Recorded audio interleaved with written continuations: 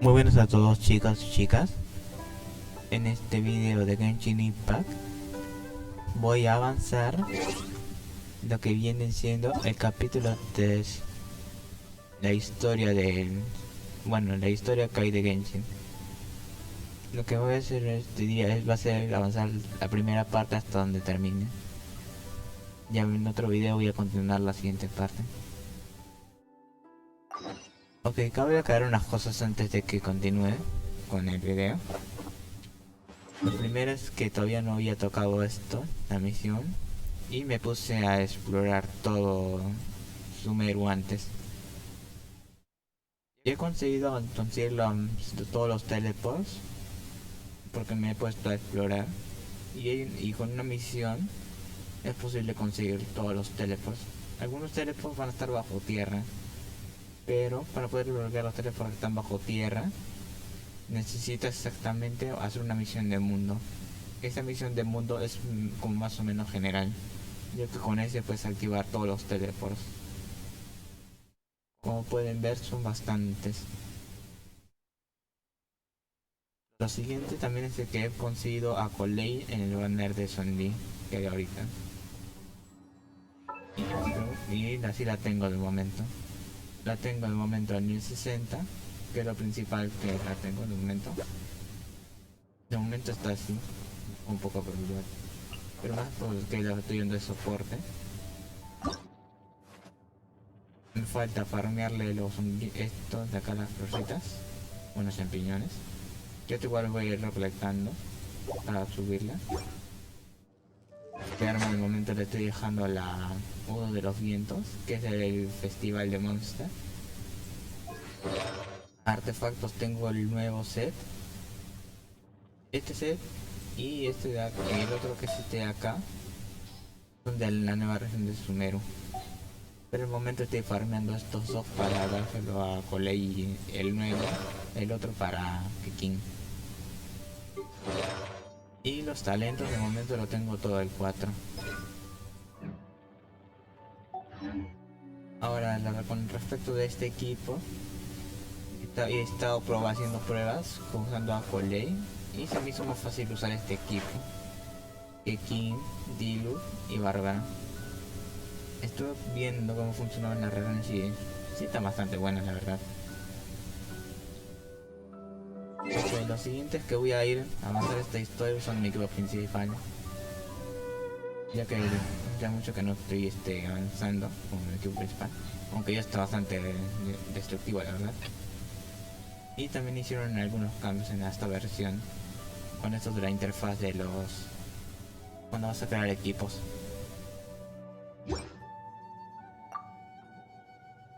También algo nuevo que han agregado es la consonancia de Dendro y reworkeado de los tres consonancias.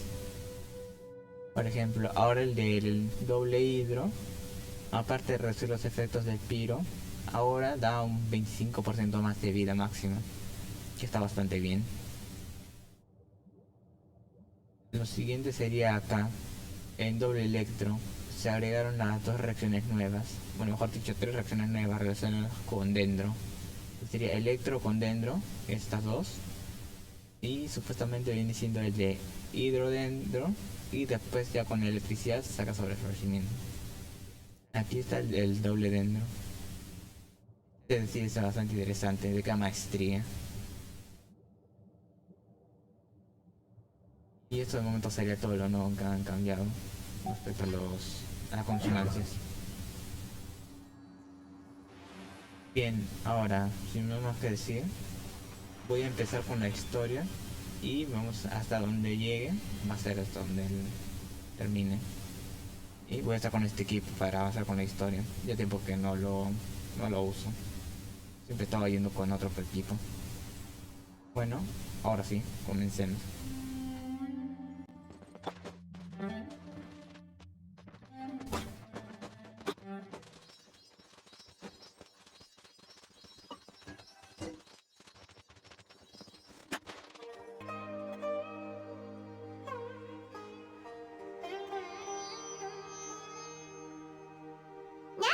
it to Sumeru, our next objective should be to head to Sumeru City and find a way to meet with Lesser Lord Kusanali.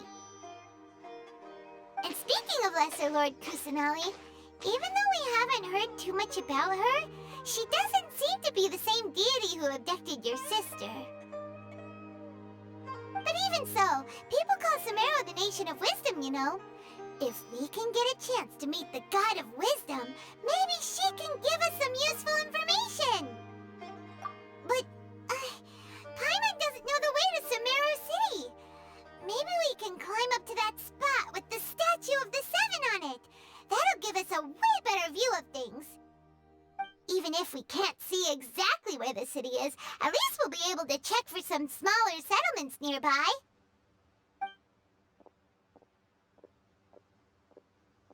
Wait a second! Look! There's someone up ahead! Perfect timing! Now we can just ask for directions rather than wander around like lost adventurers. Hey there! We're not from around here and seem to have gotten a little lost. We'd like to ask for some directions. Huh? Did they not hear Paimon? Hey! You over there! Could you give us some directions? Huh?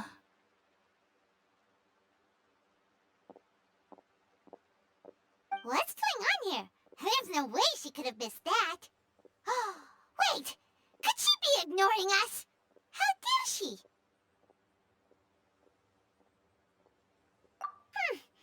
Well, even so, she might be heading someplace where we could find other people to ask. Let's keep our distance and follow her. When we get the chance, we'll just ask someone else for directions.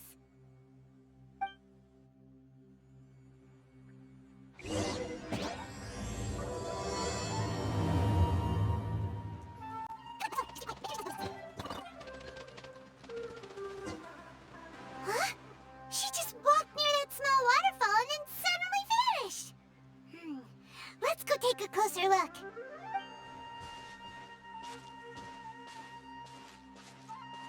Paimon thought this cave would lead to a village or something, but, it looks like that's not the case. Look, she's sitting over there. Wait, she couldn't possibly be living here, could she? What should we do now? Do we try asking her for directions again? It looks like she's meditating or something. If we bother her now, she probably wouldn't let us off very lightly. Oh! What a lovely smell! It's coming from that sensor over there. This is definitely not your typical place to call home, but at least it smells nice. Maybe living here wouldn't be too bad after all. Huh? What's the matter? You don't look too good. What? Is the smell making you feel sick? Strange. Paimon doesn't feel anything.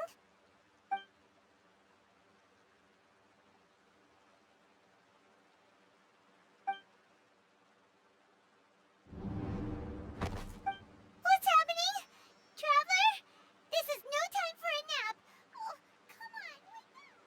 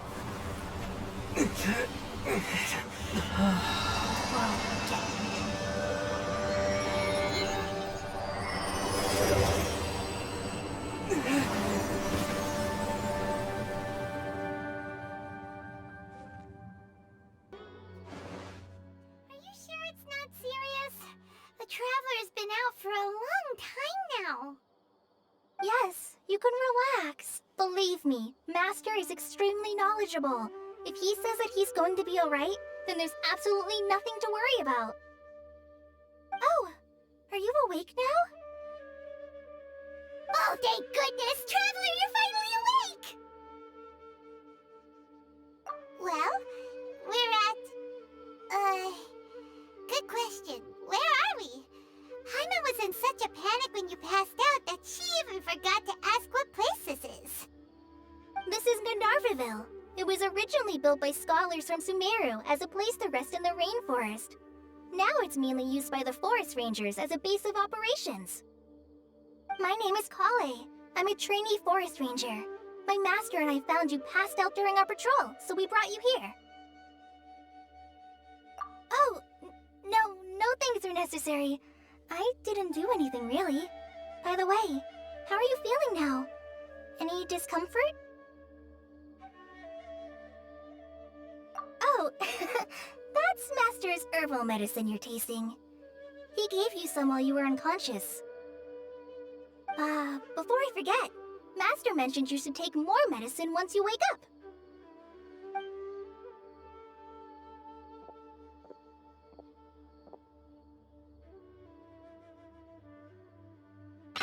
Whoops!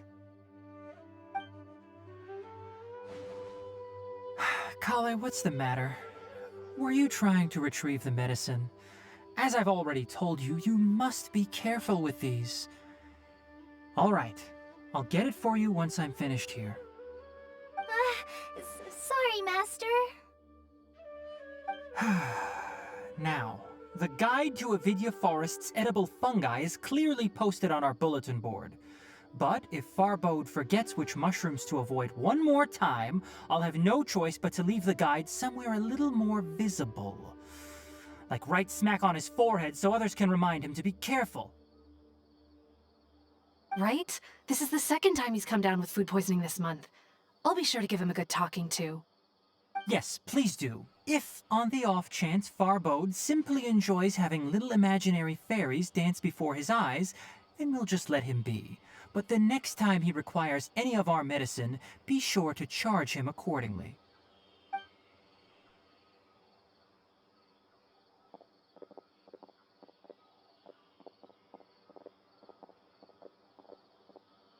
So, how are you doing? Feeling better?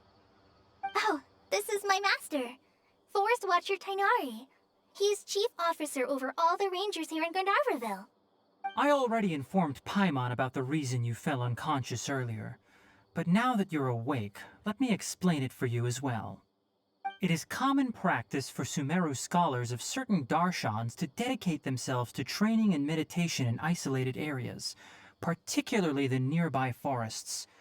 While meditating, they use a certain incense known as spirit borneol to help calm their minds as they enter a state of deep rumination. In hopes of asking directions, you two followed a scholar named Hypatia into her cave. The incense you smelled inside was the spirit borneol I just mentioned. That incense typically has no effect on most people, but for a very select few, it can have profound effects on one's cognition, as you experienced firsthand. Does that make sense? Very good. Now, answer me this. Did you feel anything after passing out? Say, any out-of-body experiences? Or did you see anything while unconscious?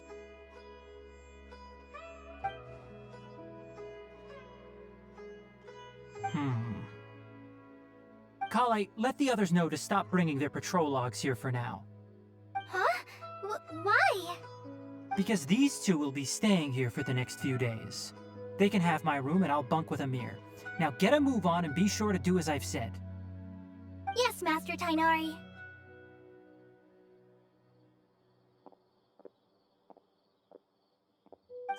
Wait, hold on a second. Can you tell us what's going on? Sure, let me fill you in. I originally planned to send you on your way once you finished your medicine. However, it appears now that you should stay a while longer in Gandharvaville for further observation while you recuperate. Further observation? No need to be hasty. As long as you have the capacity to judge between right and wrong, I promise that you'll understand the gravity of the situation once I explain everything to you. Based on what you saw after smelling the incense and losing consciousness, we can conclude that you experienced a powerful hallucination, which suggests your mental state is not in the best of shape. If you're skeptical, have a whiff of this. Whoa! Are you okay? You're experiencing a similar sensation as when you passed out, aren't you? So even though your condition is stable as of now, if I were to haphazardly let you leave, it's highly likely that you'd suddenly pass out again somewhere else. The rainforest is home to many fierce animals and hazardous areas. If something were to happen to you again, I'm afraid you might not be so lucky. For now, I suggest you continue taking your medicine each day and avoid wandering off on your own. At least until you stop having adverse reactions to this kind of smell, okay? Good. Now continue resting while I fire up another bowl of medicine for you. Seriously? We just arrived in Sumeru and we're already having problems left and right! Paimon knows we're set on meeting Lesser Lord Kusanali as soon as possible, but you really don't look too good. It'd probably be best to let you recover first. Hey! Are you even listening to Paimon? Paimon's over here worrying about you, you know! What's weird? You mean how you're feeling now? You mean the vision of tree roots and red skies you saw? But if those weren't hallucinations, what could they be?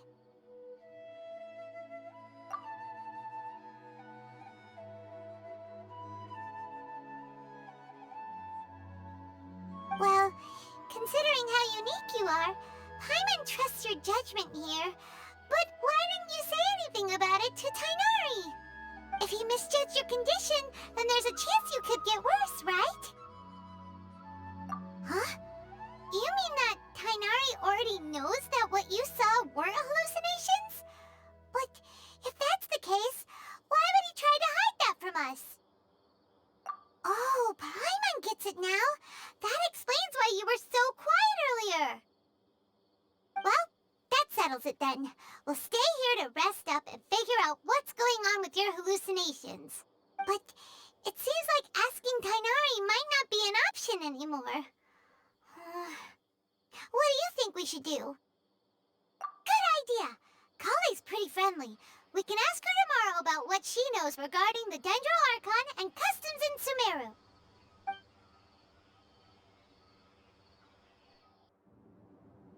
Rise and shine! Come on, it's time to go find Kale!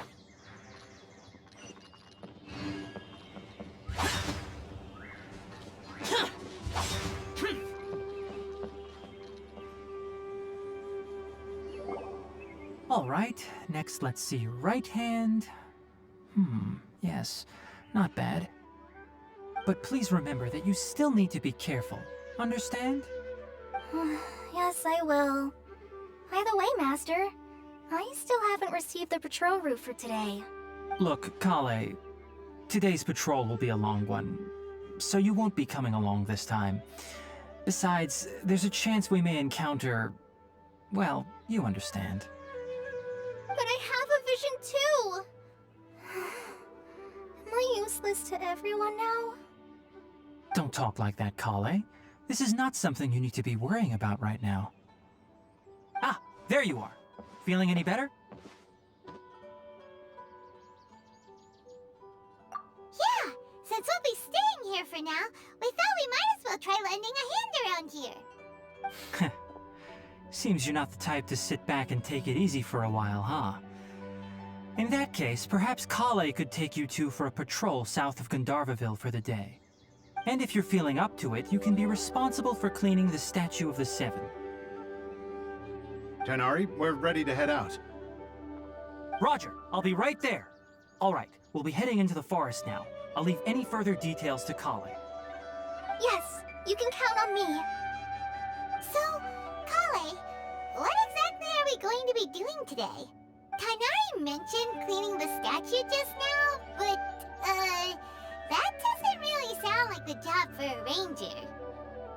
Well, a forest ranger's responsibilities can be pretty diverse. They handle a variety of tasks, like checking the condition of outlying roads, maintaining forest facilities, ensuring fire prevention standards are met, and providing assistance to travelers and locals.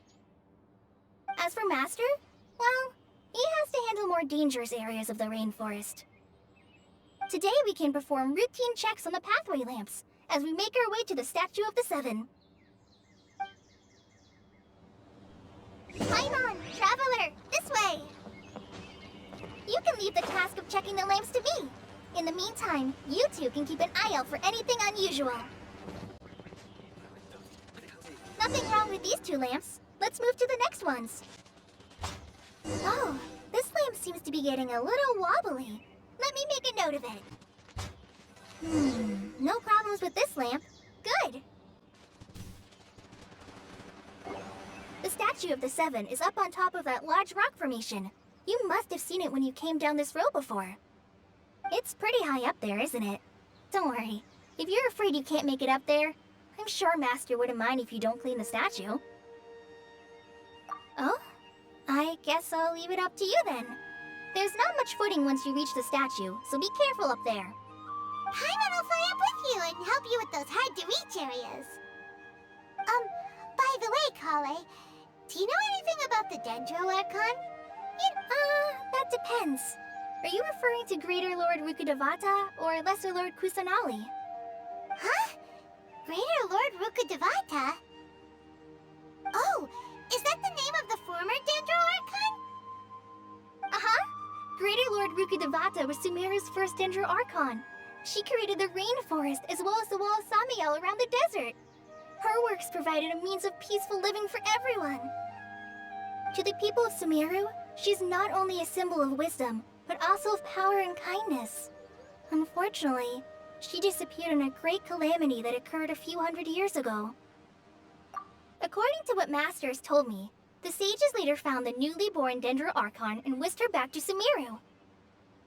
To celebrate the reinstatement of their lost deity, the sages dubbed her Lesser Lord Kusanali and let her reside in the sanctuary of Sarastana.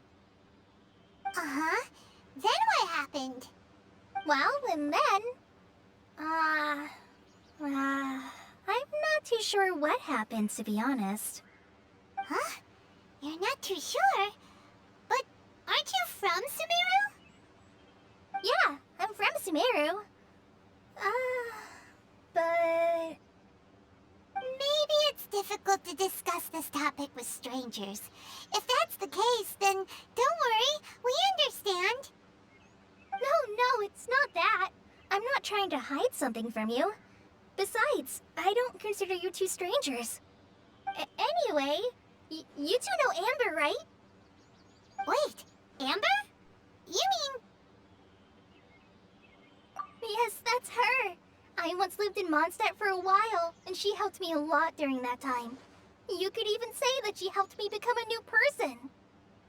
There's no one like Amber. She lives life to the fullest while always adhering to her strong sense of justice. She's ready to answer the call for action at any moment, but is also very understanding of others. She's like the spark that lights the fire in everyone's heart around her. If you ask me, she's a prime example of a true outrider. She's the first person anyone coming to Mondstadt will meet. You can't help but be enthralled by her charm and enthusiasm, causing you to fall in love with the lands of Mondstadt and...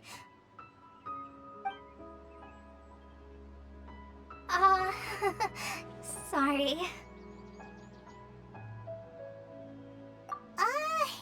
Paimon thought the work of Outriders was a little different from what you just described, but one thing's for sure, you really like Amber. Sorry. I was rambling on just now. It must have sounded kind of weird. It's alright, Kale. Knowing that you're a friend of Amber somehow makes Paimon suddenly feel a lot closer to you. So, how do you know that we've met Amber? Well, after I returned to Sumeru, I have stayed in touch by writing each other letters. In one letter, she mentioned that Mondstadt was attacked by a fearsome dragon, but the city was saved by a mysterious blonde traveler and their floating companion. I knew you two were the ones she mentioned in the letter the moment I saw you. But, considering everything you've been through that day, I thought it'd be inappropriate to bring it up. Ah, so that's how you knew. Yep, so please know that you two have my complete trust, really. I wish I could tell you more about the Ginger Archon, but I have been away from Sumeru for some time, and I haven't read any books. Sorry. That's alright. You've already helped us a lot. We had never even heard of Greater Lord Ruka Devata or the Sanctuary of Surasthana until you mentioned them. Oh, I'm happy that was helpful. There is one thing I want to ask, though. Why do you two want to know about the Ginger Archon?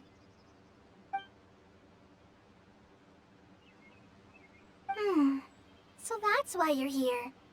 Thank you for telling me your story. Don't mention it. We are friends after all, right? Alright, we have a statue to clean. You both have my thanks. While you two are up there cleaning, I'll go ahead and inspect the forest canopy. Let's meet back here shortly.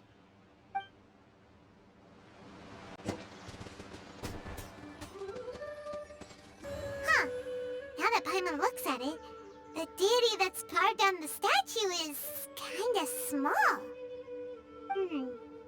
Do you think she's supposed to be Greater Lord Ruka Devata or Lesser Lord Kusanali? The name does seem to fit the statue somehow.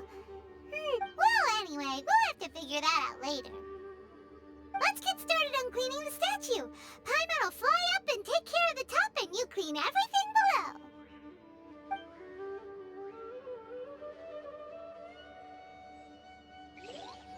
Nice work! That's one clean statue. Let's head down and meet up with Kale. Muy bien, antes de que continuemos con la historia, voy a decir de que ya ha avanzado la historia, tanto la que estamos haciendo ahorita del Sumeru, como también la de Tignari, en cuenta secundaria. Así que más o menos yo tengo una idea de lo que va a venir. Y cuando vi la historia en mi cuenta secundaria estaba muy interesante, la verdad. Bueno, y si pregunto por qué este equipo es el que mayormente utilizo si tiene nuevas áreas, es por el simple hecho de que Xiao tiene una pasiva que ayuda con respecto a escalar. Esta de acá. Esta de acá disminuye un poco el coste al momento de que vayas escalando. Bueno, ya la llevo por esto también, por el coste del planear. Aunque también me faltaría el de carrera y el de carrera que lo tiene Razor y algún otro personaje más. Y el de nado que lo tiene Beidou. Pero solamente con tener estos dos ya es suficiente, al menos para explorar. The damned will sooner ahora sí die podemos again continuar. than lay a hand on me.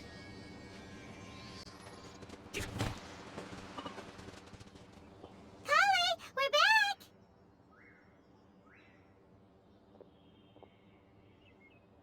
Welcome back! You must be tired after all that climbing. Let's take a little break. I brought some fruit and water for us. Yay, food! What kind of goodies did you bring? Hey, don't be a party pooper. It's not like Kale is a stranger or anything.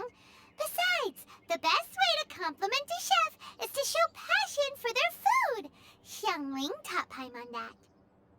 I prepared a nice portable dish that forest rangers like to eat called pita pockets. I hope you'll like them. Whoops! Ah, no! You dropped it on the ground! Not to worry. I wrapped a few layers of oiled paper around each pita. They should be fine. Oh, whew. Paimon nearly had a heart attack there.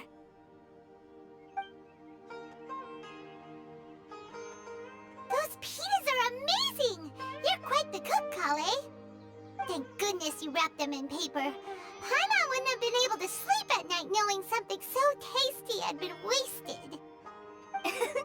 You really know how to compliment the chef, Paimon. Since you liked it so much, I'll be sure to give you a copy of the recipe sometime.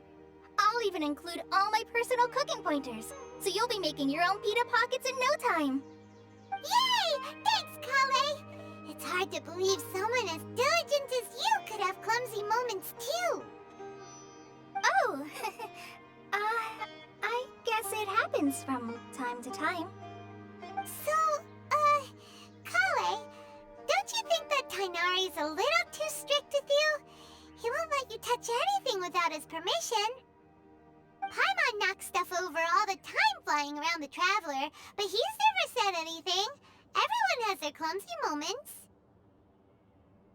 No, you've got the wrong idea about Master. Sure, he may seem a bit harsh at first, but with some time, you'll see that he's actually very kind-hearted. I've heard the veteran rangers say that Master is from some ancient and mysterious race that is known for their cunning wit and reclusive nature. Oh, by the way, you've heard of the Academia, right? Well, there's a group called,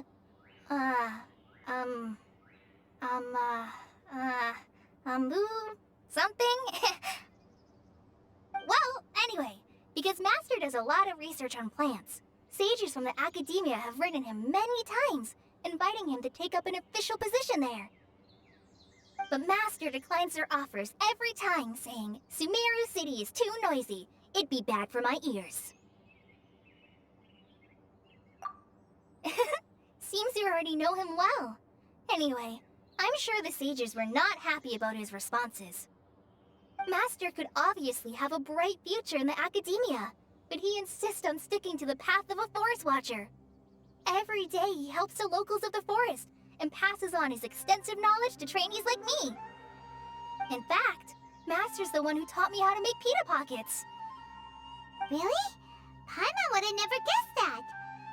Oh, speaking of Tainari, he was the one who took care of you after finding you passed out yesterday. He even carried you all the way here. Paimon's still kinda upset, though. He kept scolding Paimon the entire way here. Oh no, I'm sorry. Master might have been overreacting a little. But, it's mostly because Paimon wouldn't stop yelling, Why, oh why, is he going to die? It probably started to get under Master's skin after a while. Hey! Don't laugh! Paimon was genuinely concerned about you.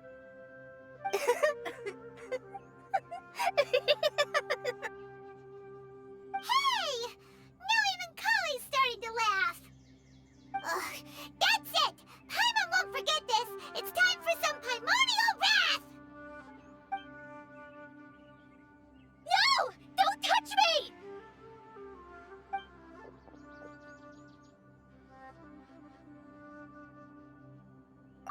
Oh, sorry, Kale. Paimon didn't mean to scare you. No, I just... I didn't mean that. Kale, are you okay? What's the matter? No, I'm fine. I'm sorry. I must have startled you both reacting like that. Oh, well, it's getting late now. Let's hurry back to Gandharville. I think Master and the others should be back by now, too.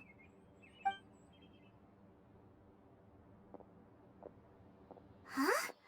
What was up with Kale just now? And why is she in such a hurry all of a sudden? Look, she's practically running back. Paimon can't even see her now.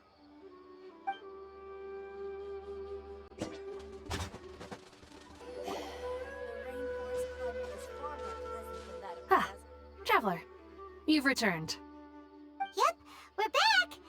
Have you seen Kale by any chance? Oh, Kale? Yes, I saw her go into her room just a moment ago. Oh, okay. Guess we'll just have to wait and talk to her tomorrow then.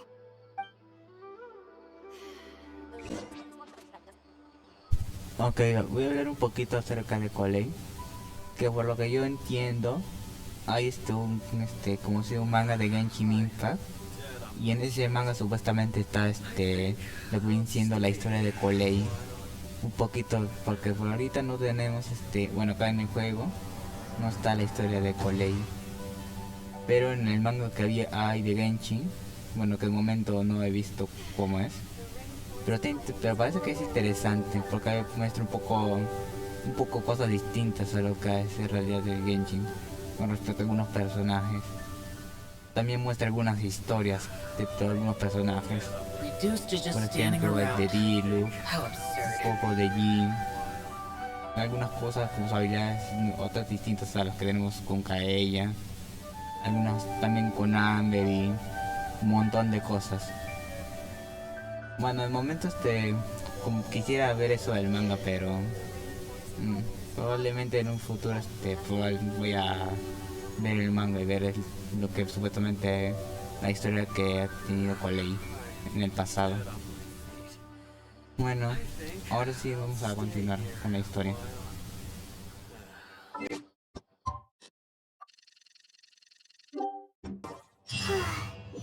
Paimon was thinking all night about what happened with Kale, and still can't figure out what the problem might be. Maybe she's in a better mood now. Let's go check on her.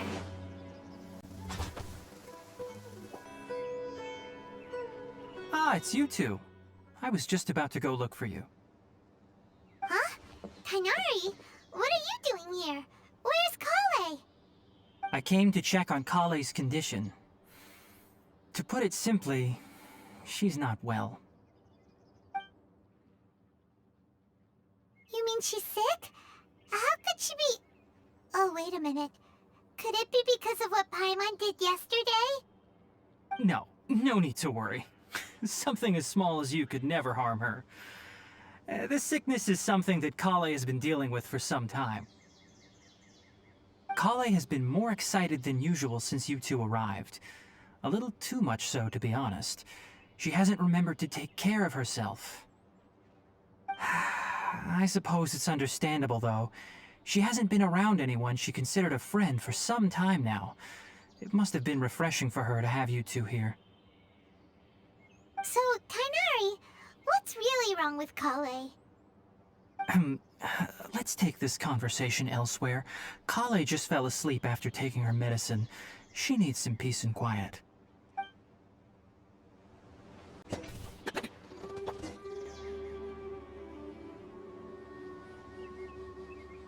Alright, let's continue our conversation here, shall we? To be honest, I hadn't realized that you're that honorary knight from Mondstadt until Kale told me just now. I've also heard all about your deeds in Liyue and Inazuma. So, just to clarify, what I'm about to tell you about Kale is not because of who you are or your past feats. Instead, I am going to tell you because... well, because Kale asked me to. And honestly speaking, I was against Kale revealing her past to you. But she insisted, saying you two treated her with sincerity and as a friend. So now she wishes to reciprocate the gesture. So, Tainari, what exactly is wrong with Kale? You said this is something she's been dealing with for some time. Just how serious is it? Right. Ever since she was a child, she's been afflicted with a disease called Elazar. Elazar? Yes, it's a disease unique to the lands of Sumeru. It is characterized by dark and hardened scales that form on the body. At first, the afflicted may only feel mild numbness on the affected area of the skin. However, as the disease progresses, one may begin feeling fatigued and even experience peripheral paresthesia. In its final stages, the disease strips a person of the ability to control their own body, and they effectively become completely immobile. That sounds terrifying. Wait, hold on. So when Kale seemed to be acting a little clumsy earlier, it was because... Correct. That would be the effects of Elazar, which is precisely why I do not want her carrying or holding anything, lest she ends up hurting herself. With appropriate treatment, the disease can be effectively controlled before it progresses to a more serious stage. However, there is unfortunately still no true cure for Elazar. Nevertheless, Kale's mother still hoped that there was something out there. She handed Kale over to an organization known as the Fatui after one of their members lied and said they had a cure. What? The Fatui? Ah, it appears you are already familiar with them. That'll save me some explanation. Anyway, the person who eventually rescued Kale and brought her to me for care said that she had been given to a harbinger known as the Doctor. El doctor supuestamente en lo que entiendo de los Fatuis es Doctore, el nombre que tiene. Pero probablemente en un futuro vamos a verlo en todo Sumeru. I have no idea how this doctor managed to do it, but her case of Elazar was completely stable for all the years that Kale was with them. However, Kale's days with the Fatui were anything but pleasant. Kale is a resilient individual and always tries to appear cheerful, but her experience with the Fatui has left deep scars. Even now, she can still feel deathly afraid of someone touching her. Oh, Paimon had no idea Kale's been through so much suffering.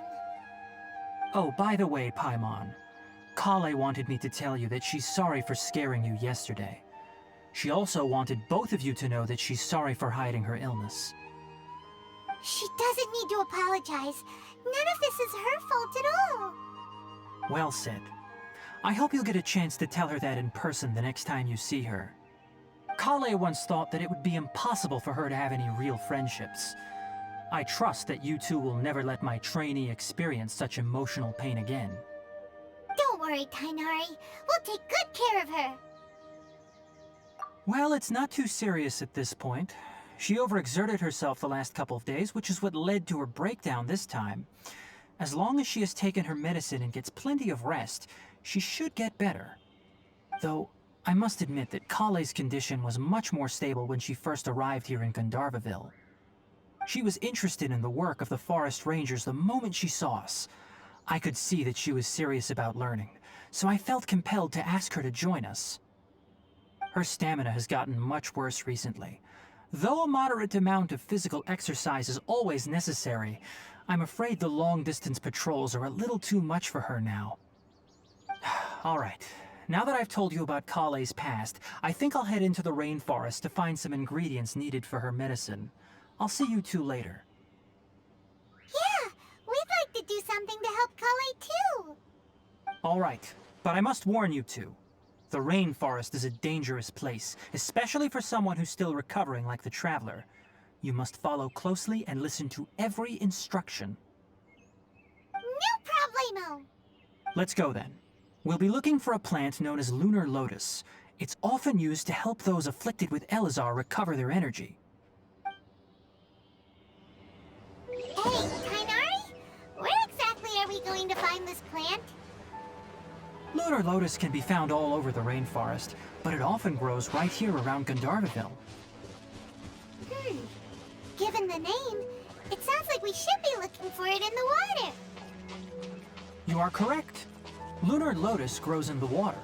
When fully mature, they look like giant blue flowers floating on the water's surface. Quite an attractive species, if you ask me. The large petals are actually the plant's leaves and sepals, which surround a very small flower. You should note that many of the plants found in Sumeru have names that are contrary to their species. Take the Kalpalata, for example. The plant is not a lotus at all, but rather a vine. And then there's the Sumeru rose, which is not a rose, completely contrary to its name. Oh, huh. Okay then. Note to Paimon. Never bring up the topic of flowers with Tainari.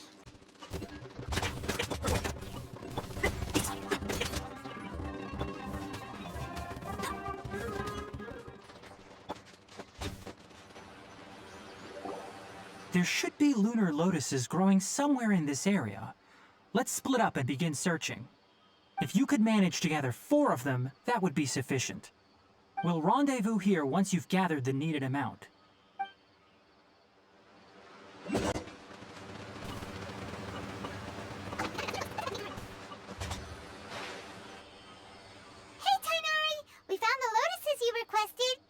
Let me take a look. Good, very good. These are all excellent quality.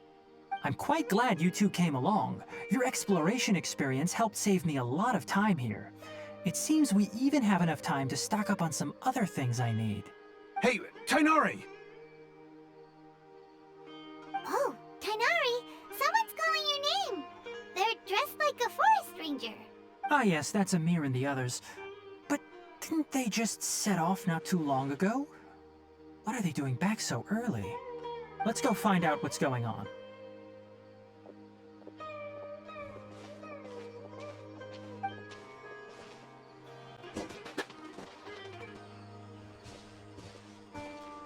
Tainari, thank goodness we found you here. We were just about to head back and find you at Gandharvaville. What's going on? We just discovered a withering zone. The Withering is back? But the patrol route you were on should have been already cleared just a week ago. It reappeared so quickly. Can you tell me the exact location? It's up ahead, deep in the river valley. It's appeared in a spot that blocks nearly the entire narrow part of the valley area, so we decided to come find you as quickly as possible. And the radius of the contamination? Sorry, I couldn't get a clear enough view to tell. No one in our patrol team had a vision, and it appeared to still be spreading, so we didn't risk getting any closer. Okay, I understand. You made the right decision. I'll go deal with it right away. In the meantime, please guide these two back to Gandharvaville. Wait, Tainari, why don't you let us help you? You two have only just arrived in Sumeru. You're still unfamiliar with many things in these lands. There's a unique type of anomaly that occurs in the Sumeru rainforest. It's called the Withering. The affected areas not only cause nearby vegetation to wither, but it's also lethal to wildlife and even people. If you don't carry a vision, then you should think twice before approaching such places.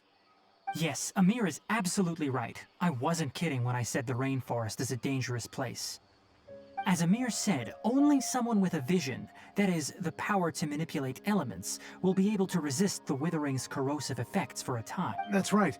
If any of the forest rangers without a vision come across a withering zone, we first make a record of the location and then have a ranger with the proper abilities deal with it, like Tainari here. Only someone with a vision can venture within a withering zone and find a way to deal with it. But you don't seem to carry a vision.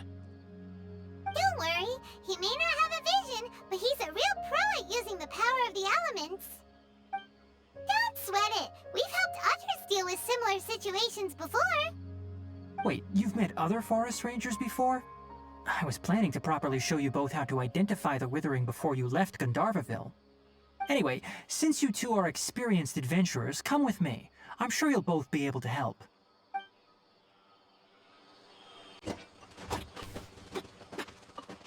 Hey, look! That gloomy area over there looks like a withering zone. Even though Paimon's seen one before, it's still kinda scary. All right, Traveler. We're about to enter the Withering Zone. Since you already have experience dealing with these things, you should already know what to do. But please remember, don't push yourself. If at any point it becomes too much, return outside the zone and take a breather. You ready then? Let's go.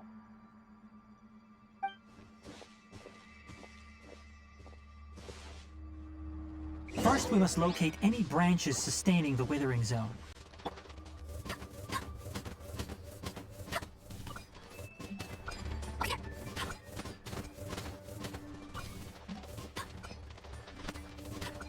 Great work.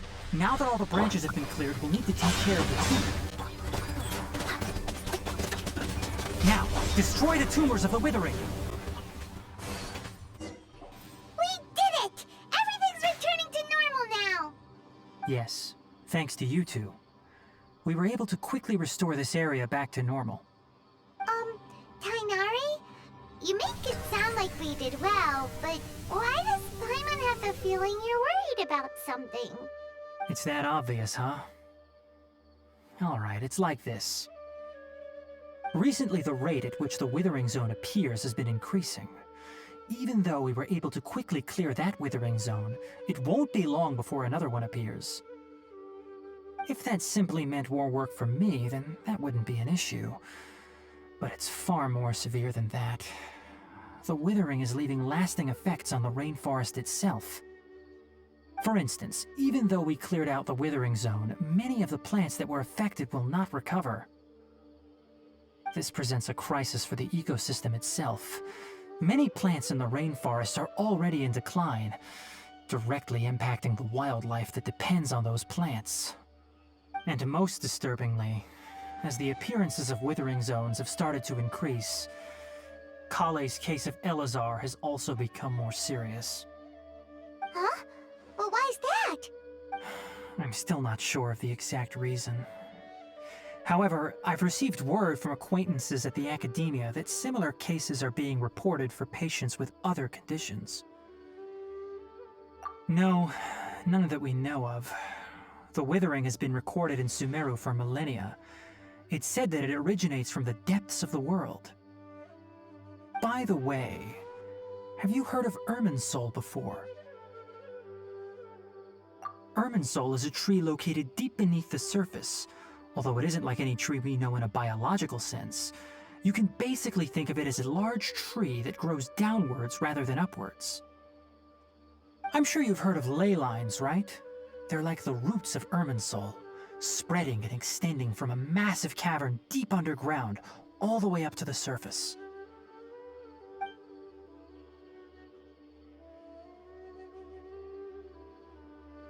Ley lines continually absorb the memories of this world, which are then funneled into Irminsul, allowing it to collect knowledge and wisdom from ancient times to present day. The Dendro Archon is known as the God of Wisdom because her consciousness is directly connected to it. It is also said that the Dendro Archon's power is a manifestation of Irminsul. And as for the Withering, its emergence is related to a disease that's affecting it. That's right. My ancestors learned of this from Greater Lord Rukkhadevata's familiars a long time ago. But even those mysterious creatures did not know of a cure for Irminsul. I'm afraid we Rangers will be battling the Withering Zones here for a long time until a cure is found. Alright, that's enough on this topic for the time being. Now that we've taken care of things here, it's time for us to head back to Gandharvaville.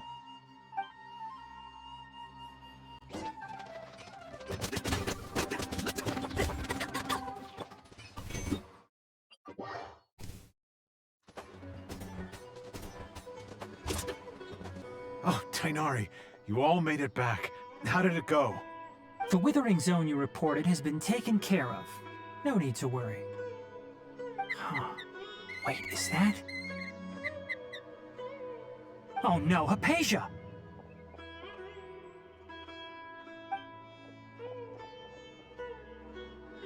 Huh? What's wrong, Tainari? This Duskbird is Hypatia's designated courier for urgent news. You do remember her, don't you? She's the scholar you and Paimon were following when you first arrived in Sumeru. Oh, her? How could we forget? So did something happen? Let me see what's written in the letter first. Oh. So what's it say? And what's with that weird expression on your face? Just let Paimon read it. Huh? All Paimon sees are 3 squiggly lines. Yes, allow me to explain. After we brought you from Hypatia's cave to Gandharvaville, Hypatia resumed her meditation. She must have just finished. It's been nearly 3 days since she's had anything to eat, and it appears she's forgotten to prepare some rations. This letter is her asking us for help. We need to go. What? You mean she's been sitting there for 3 days? Hey, wait, how did you know all that from just a few lines on the paper? Well, obviously because this has happened before. Last time she drew 5 lines, and by the time we found her... Well, I'd prefer not to remember that. Needless to say, Hypatia's been through worse, but we should still get to her as quickly as possible. I've got some emergency rations set aside for times like these. Paimon, Traveler, could you two bring these to her? Wait, you want us to bring her the rations? But will the Traveler be okay if her cave is still filled with that funny incense? Let's find out. Here, Traveler, take a smell and see. So, How do you feel? Huh? Really? You're not feeling even a little drowsy? But wait, how'd you know that he'd be okay this time, Tainari? Back when we were clearing the Withering Zone, I observed that he could adeptly manipulate the Dendro element. I knew then that he would be fine. And if I may ask, when I was telling you two about Irminsol's ley lines, was what I described similar at all to what you saw while you were unconscious? That's correct. Those weren't hallucinations at all. Though I don't intend to apologize for deceiving you. Because what you saw is of significant importance. Not just for the nation of Sumeru, but the entire world of Teyvat. My forefathers were shown much favor by Greater Lord Rukkhadevata. We took an oath to protect this nation together with her. Now that that duty has fallen to me, it was part of my responsibilities to ascertain whether you could be entrusted with the fate of Sumeru. Now, after seeing you in action with my own eyes, you have earned my confidence, and I no longer feel the need to hide any secrets from you.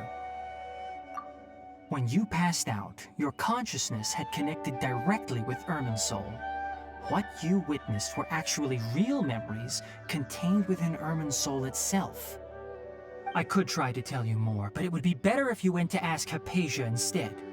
Her focus on meditation and use of Spirit Borneal are aimed at establishing a connection with Irminsul, just as you did. That sounds nice and all, but will she really help us? Seriously, she completely ignored us the last time we tried talking to her. That was because when you ran into her, she was in a special phase of her training. During that time, she must avoid communicating with others. Please, wait here for a moment.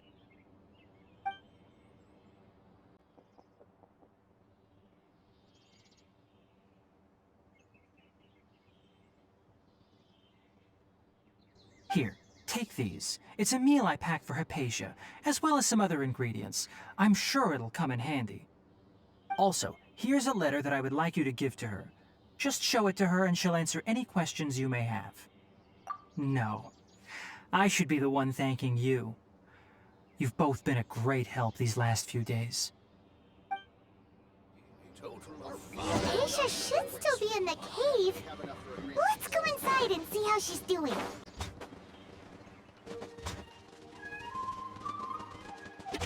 Hypatia should still be in the cave. Let's go inside and see how she's doing. Hello? Hypatia? Hey, there's nobody here. Maybe she went out to look for some food. Let's try looking around the area.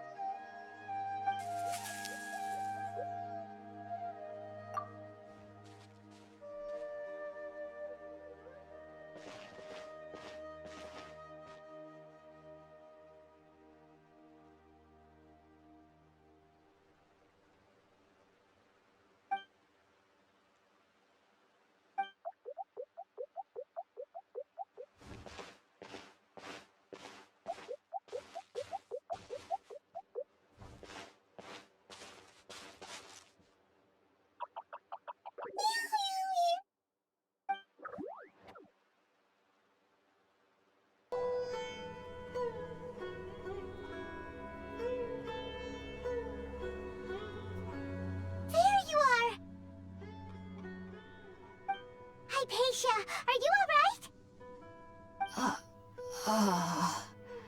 So hungry.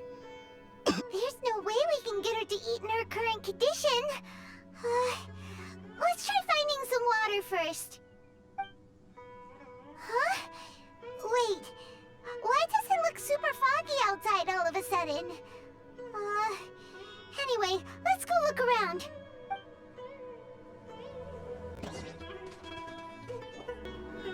Huh? How'd things out here end up looking like this? What happened? And where are we? Really? Oh, maybe you're right. Let's go investigate the area.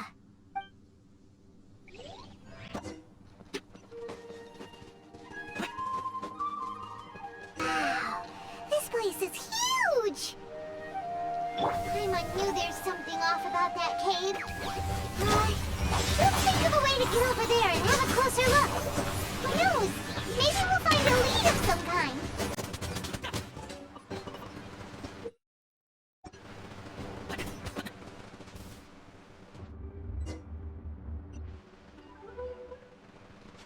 Huh? What happened just now? Why'd everything around us suddenly change?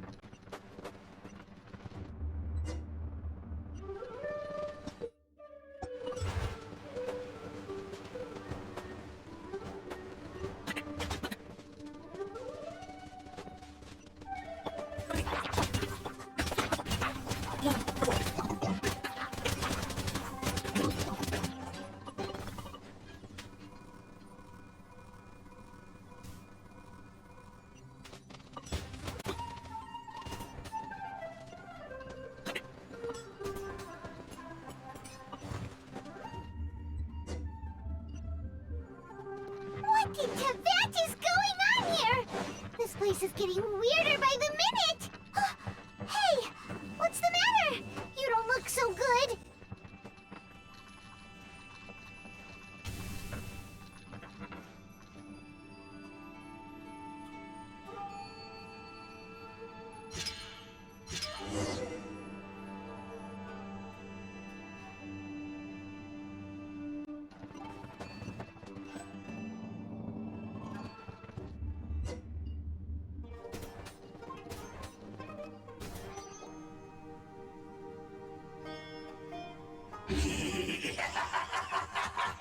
Well.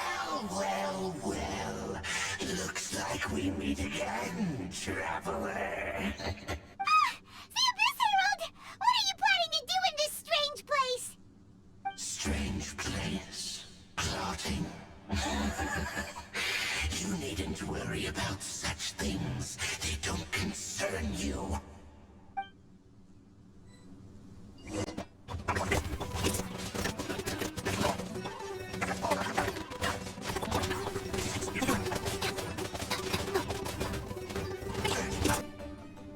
Huh? Why can't we beat this guy? Oh, Paimon doesn't get it! We've faced others like him before! What's wrong this time? Traveler, though you may have managed to avert countless crises before, your good fortune was bound to end sooner or later. It's time you realize how weak and powerless you really are. Your sister. Oh, pitiful traveler. Are you really so ignorant? Or are you just living in complete denial? Her Highness has long since forsaken you. Your meager existence in her eyes is that of an annoying bug, only to be stepped upon. The bonds of love and family which drive you to find your sibling are utterly gone. Your journey is meaningless. But don't you fret now. Today will be your last. Now die!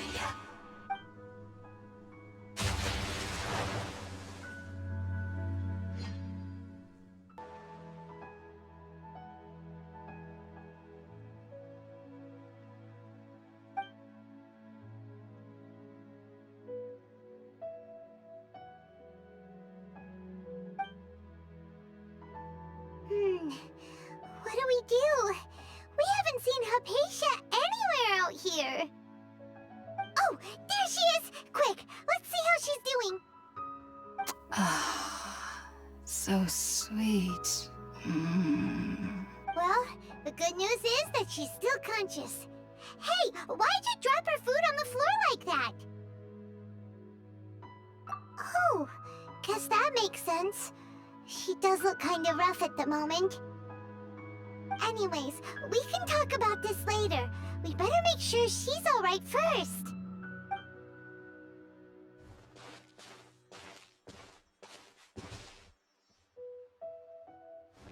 Whoa, wait a sec. Look at all this fruit lying around her.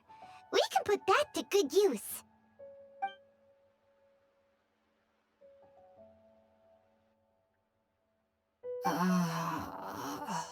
Who is there?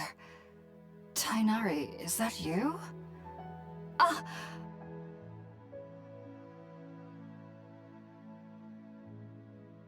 Huh?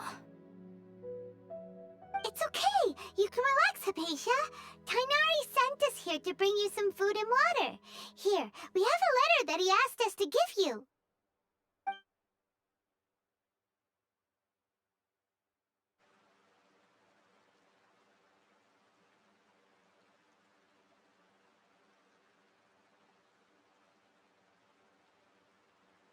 I see. So, you're friends of Tainari. I apologize for all the trouble I've caused you. I'm grateful that you came so quickly to save me.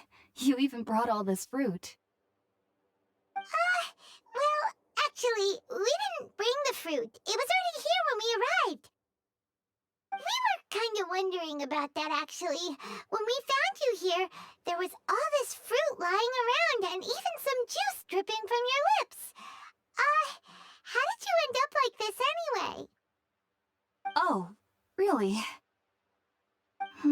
I seem to understand now. All the fruit was likely from my, neighbor. Must have come by and saw me like this. Your neighbor? You mean there's someone else living nearby? Oh? So you're able to see them too?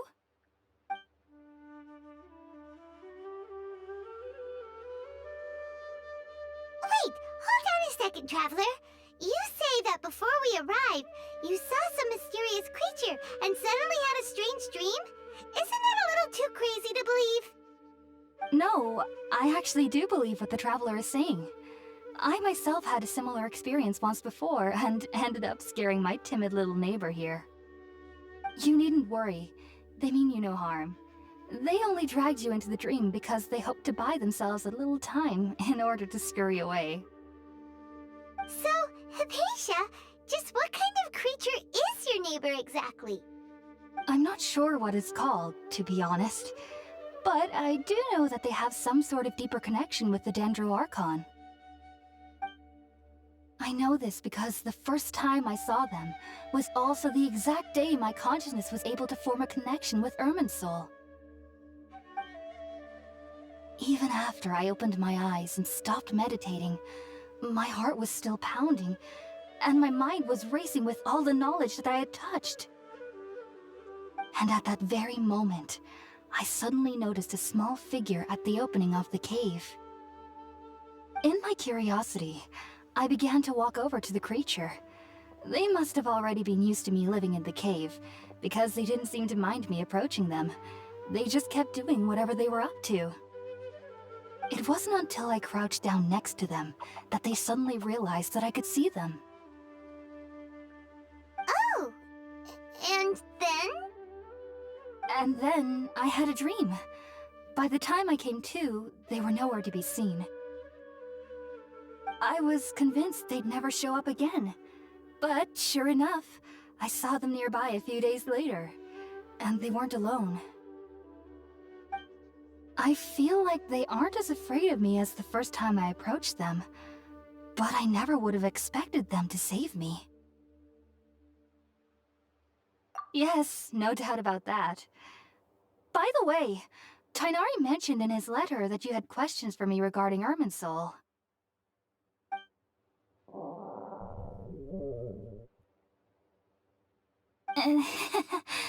Sorry about that. Sounds like just drinking juice still isn't quite enough for my stomach.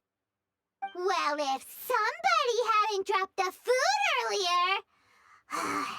Anyway, looks like we'll need to prepare something ourselves. Besides, Paimon's getting hungry too. Let's eat first and talk about Irminsul later. Alright, we're up, Traveler. Today's menu will feature sweet madame and a radish veggie soup.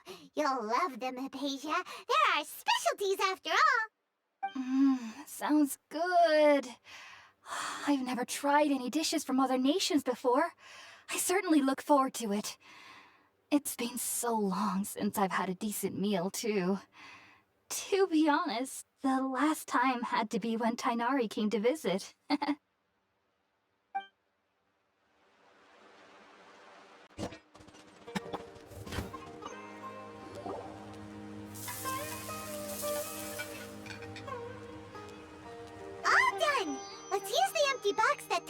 gave us since we already watched it.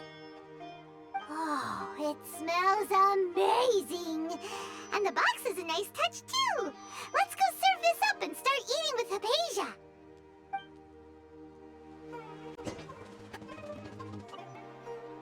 Are you already finished cooking?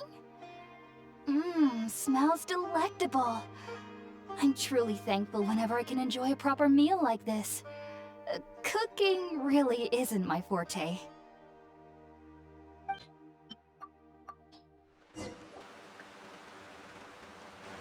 Even though everything you mentioned was in Tighnari's letter, it's still hard to believe you were able to connect with Irminsul immediately after smelling Spiritborn Ale for the first time.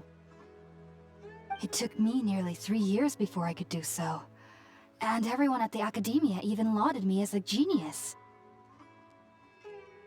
You should know that some researchers spent their entire lives without ever successfully connecting with Irminsul as you have. So why does this incense allow people to connect to Irminsul? The ingredients used to make Spiritborn Ale primarily consist of plants created by Greater Lord Rukkhadevata. These special ingredients are conducive to heightening our senses to the Dendro Archon's power. Since the root of the Dendro Archon's power lies within Irminsul, we can occasionally tap into her powers to peer into the depths of the earth. Naturally, anyone who can establish a connection with Irminsul in their first ever attempt must be a person of great understanding. Makes sense. But Paimon's got a question. Why was he sensitive to the smell of those plants for such a long time? That was primarily due to his body's unique constitution. Stimulated by the incense, he could perceive the Dendro Archon's power and experienced a sensory overload, hence the adverse reactions. Taking in any scent similar to the ingredients of Spiritborn Ale would cause adverse effects. Not to worry though, it appears you've already fully recovered. Technically, your body should still be sensitive to the powers of the Dendro Archon, but unless you're using intentional meditation techniques, the scent of Spiritborn Ale should no longer trigger such reactions. Whew. Well, that's a relief. I must admit, I am quite envious of your abilities. Even if it meant suffering from pounding headaches for the rest of my life, I'd consider it worthwhile so long as I could connect with Irminsul at will. Whoa, you're really serious about this whole thing, aren't you? I am a researcher after all. As a member of the Ritaoist Darshan at the Academia, my main area of research is the stars and their connection to the fate of living beings. But there is still so much we don't know, especially regarding the mysteries that lie in the starry skies. Which is why I must turn to the all-knowing Irminsul for answers. If only my perception wasn't so limited. Unfortunately, I cannot guarantee that my every attempt to attune with Irminsul will be successful, or that doing so will leave my consciousness intact. I am currently in the stage of training known as Satyavada life. Many researchers in Sumeru have lost their minds while seeking to attune with Irminsul during this stage. Sages have said that Irminsul contains divine knowledge, and touching such knowledge without the proper preparations and abilities will only lead to one's mind caving in on itself. That's why we meditate alone. We need to ensure that our minds will be calm while minimizing the possibility of involving anyone else. Whoa, so knowledge from Irminsul can be super dangerous. Aren't you afraid of the risk, Hypatia? Of course I do. Especially during nights that are pitch black with no moonlight, and dead silent without even the sound of insects. However, I've been feeling better as of late. I don't get as scared anymore knowing that I have a little neighbor living nearby. I believe that being able to see them is a sort of blessing from the Dendro Archon. But what's strangest of all is that they're clearly an envoy of the God of Wisdom herself. And they have the curious power to make people dream. What's so strange about that? It doesn't sound so out of place for a divine being, does it? Well, it's strange because nearly nobody in Sumeru can ever dream. Oh, is that true? Yes, well, to an extent. Only children can dream in Sumeru. Adults, however, never do. The sages say that wisdom implies rationality, but that which occurs in dreams is often neither rational nor logical. Yes, if one struggles with anxieties, those emotions could influence their dreams. The fact that the people of Sumeru do not have dreams is seen as a blessing by the sages. They believe that Greater Lord Rukkhadevata, the god of wisdom, is keeping us away from the foolish delusions you encounter in your sleep. I was born into a family of scholars in Sumeru City. Ever since I was a child, my parents would always tell me that I'll know I've grown up once I stop dreaming. I studied hard, enrolled as a student in the academia, and went on to become a researcher. Sure enough, I never dreamed again.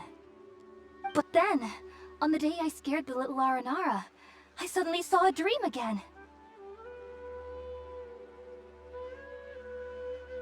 Esto de acá de Arana es el nombre de estos muñequitos de acá. Bueno, que tienen pequeñas criaturas. Estos pequeños en una misión de mundo, que es la más larga, tenemos que ver estas criaturitas. Y esta misión sí me tomó bastante tiempo.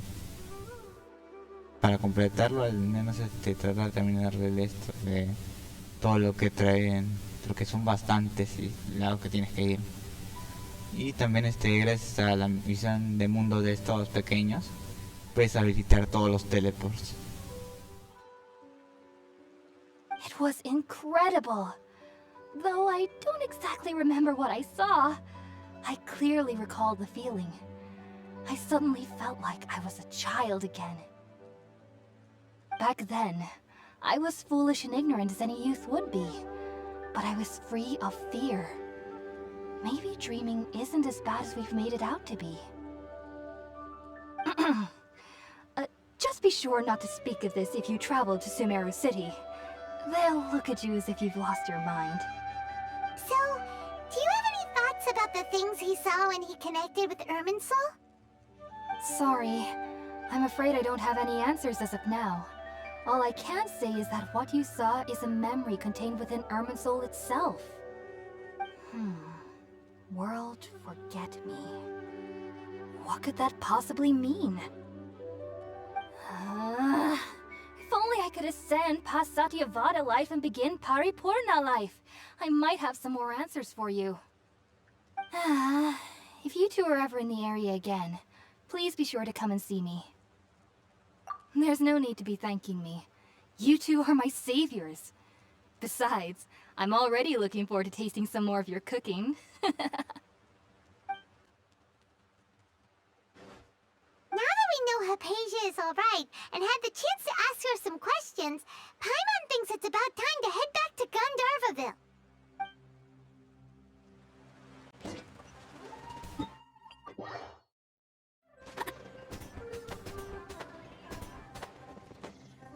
Think about it, Tainari. Refusing to join is tantamount to burying your head in the sand. I understand that you're a forest watcher and that it's your duty to combat the effects of withering zones. But isn't it evident that such work is not a lasting solution to the problem? As Sage Kage clearly stated, your presence and guidance in Sumeru City is pivotal in finding a cure for Irminsul. How could you possibly refuse? Keep your emotions in check, Gulam. Let's at least listen to Tainari's reason for declining. We're here to invite him to the Academia, not to cause a scene. Sage Kage, I am truly honored that you came here in person, but I'm afraid I must still decline your invitation. I am merely a forest watcher. How could the great minds of the Haravatat have any need of someone like me? Well, it turns out that your refusal letter had some implications on your master's reputation. He is a renowned sage of the Immorta, after all. So now I've come here in his stead. I see. Huh. And I figured that given his temper, he would come here and berate me personally. Tainari, Your master is an integral part of this effort, and now he requires your assistance. And what exactly does my master need of me, Sage Kage? You'll know once you've arrived in Sumeru City, that is. And how long will I be required to stay? There's no definite answer as of now. Do you mean to tell me that despite coming all the way here to Gandharville, you still can't answer the questions I laid out in the letter to my master? If that's the case, then I'm afraid I cannot give you a definite answer either. Tighnari, but you... So be it. Come, Gulam, we're leaving.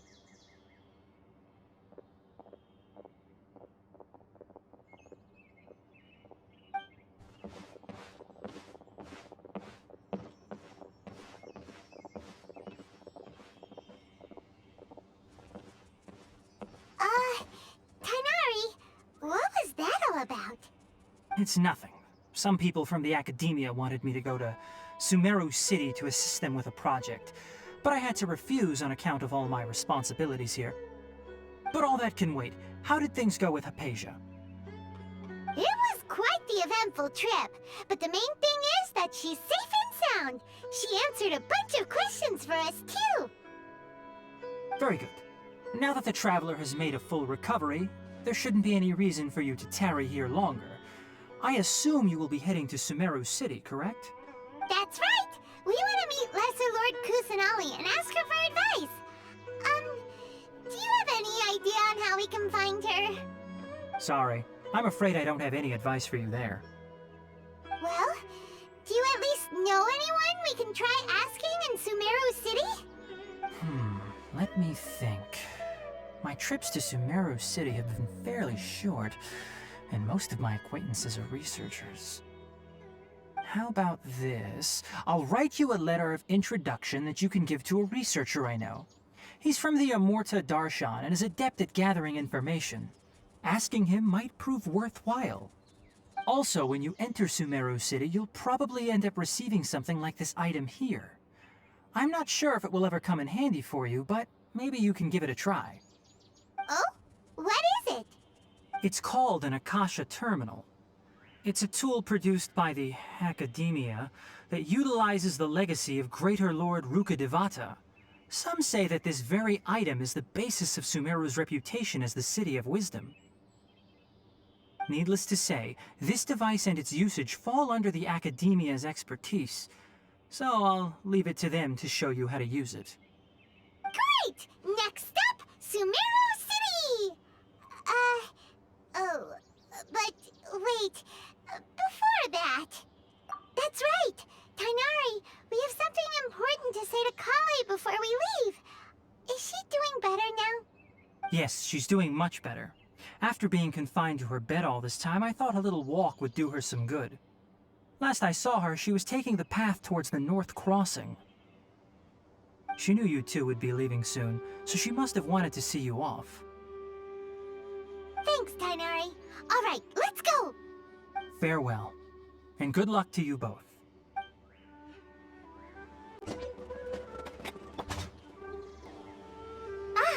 I've been waiting for you two.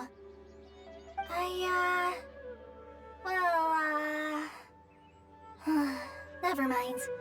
I guess I should just wish you two a safe and successful journey. Thanks for waiting here just to see us off, Kale. We're headed to Sumeru City. Don't worry about me. I can take care of myself. My condition won't be getting in the way of my duties. I want to be a forest ranger after all. It's up to me and the others to protect the rainforest here. And, I'm sorry. I should have told you both about my condition when we first met. I just wanted you two to treat me as a normal friend, not some girl that needs your sympathy. But I guess now I understand that the most important thing is for friends to be genuine with one another.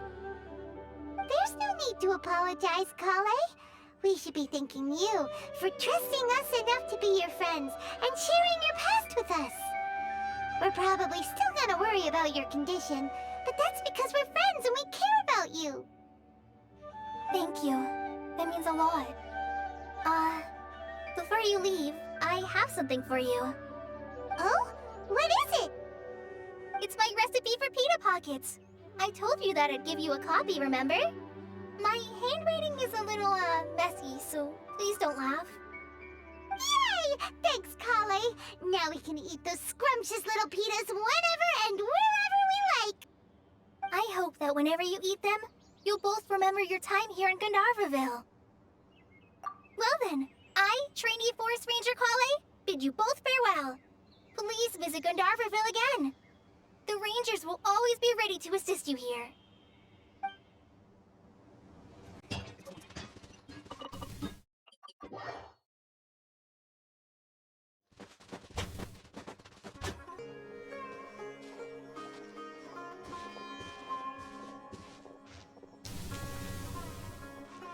Sumeru City! We finally made it. Oh, did you see that? When those people entered the city, something on their heads lit up. One moment, please, you two. It appears this is your first time visiting Sumeru City. Oh, yeah, that's right. But how did you know that? Because there's currently no information on either of you in the Akasha. But no need to worry, that won't prevent you from entering the city. In fact, the Academia conveniently provides each traveler to Sumeru City with a device. Perhaps you two have heard of the Akasha before. It's our beloved Greater Lord Rukkhadevata's lasting legacy, a treasure trove of collected knowledge. After centuries of tireless research on the Akasha, the Academia created one of its most ingenious inventions, the Akasha Terminal. As long as you are within Sumeru's borders, you may use an Akasha terminal to connect directly to the Akasha and access any knowledge you need. I should mention that due to technical limitations, the operation of Akasha terminals will be much smoother and more effective in large cities such as Sumeru City and Port Ormos. Oh, so this is the thing that Tainari was telling us about. It sounds pretty amazing. You two are quite fortunate.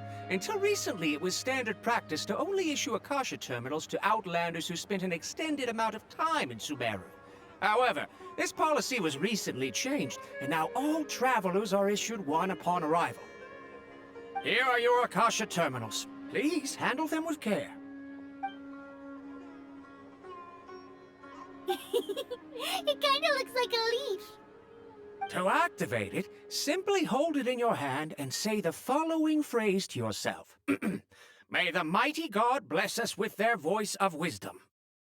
Oh, since this little doodad lets you access knowledge, maybe we can use it to find a way to meet Lesser Lord Kusanali. Let's give it a try. Ahem. May the mighty God bless us with their voice of wisdom.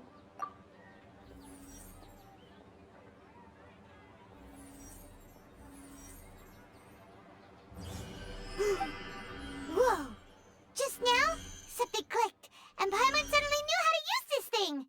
It seems all we need to do is concentrate on what we want to know, and bam! You get it. Oh, that'll come in real handy. Exactly. That is the power of the Akasha. And with that, let me officially welcome you both to Sumeru City.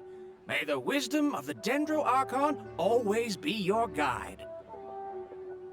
Okay, now that we're in, we can check the Akasha about Lesser Lord Kusanali. Let Paimon try. 500 years ago, the sages found a newly born deity from within some scorched ruins. The deity now resides in the sanctuary of Suristana. Seems pretty similar to what Kali was telling us.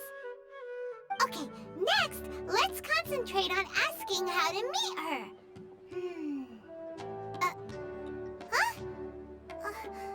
Paimon doesn't sense anything. The Akasha didn't respond to Paimon's question. Oh, come on! Ugh. Focusing on this question feels like when you have something you're trying to remember and it's on the tip of your tongue, but you just can't think of it. Ugh, Paimon's brain is exhausted. Oh, smart idea. But what are you going to ask it?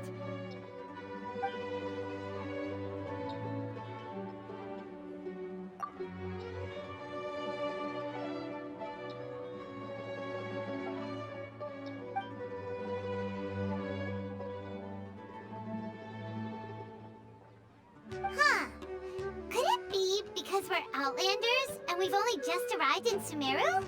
You know, maybe we're not qualified to receive an answer to this sort of question or something.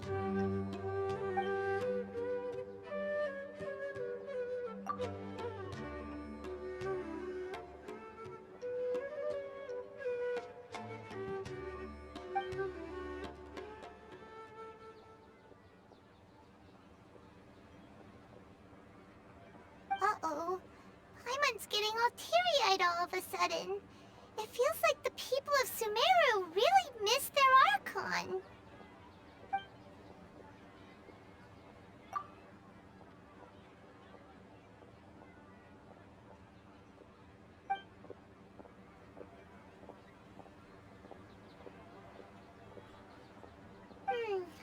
You too? Well, glad it's not just Paimon. Well, seems no matter which way we try, we can't find anything that'll lead us to Lesser Lord Kusanali. Guess our only choice now is to try meeting with the researcher that Tainari recommended. He's from Sumeru and even has a position in the Academia. Maybe he'll be able to access more info from the Akasha. Let's see. Tainari wrote an address on the letter's envelope. Oh, it's not far from the city's gate. Let's head over and have a look. Hopefully he's at home. When handed all the cumbersome tasks Hello, again. are you Rohawi? Yes, that's me. Can I help you? Great! You see, Tainari sent us here and... What? Tainari? Please, there's no need to say anything, really. Sure, I admit that the article I published last month wasn't my best work, and maybe the data didn't produce the most convincing results, but... Here! This is a letter from Tainari! Oh, let me see... Oh! Ooh, what a relief. You two nearly scared the life out of me. So, you two just have some questions for me? Seems even Tainari acknowledges my innate ability for procuring information. So, what is it you two would like to know? We want to meet with Lesser Lord Kusanali. Do you know a way we can do that? You mean you want to meet the Dendro Archon herself? This isn't exactly my area of expertise, but let me see what I can find in the Akasha.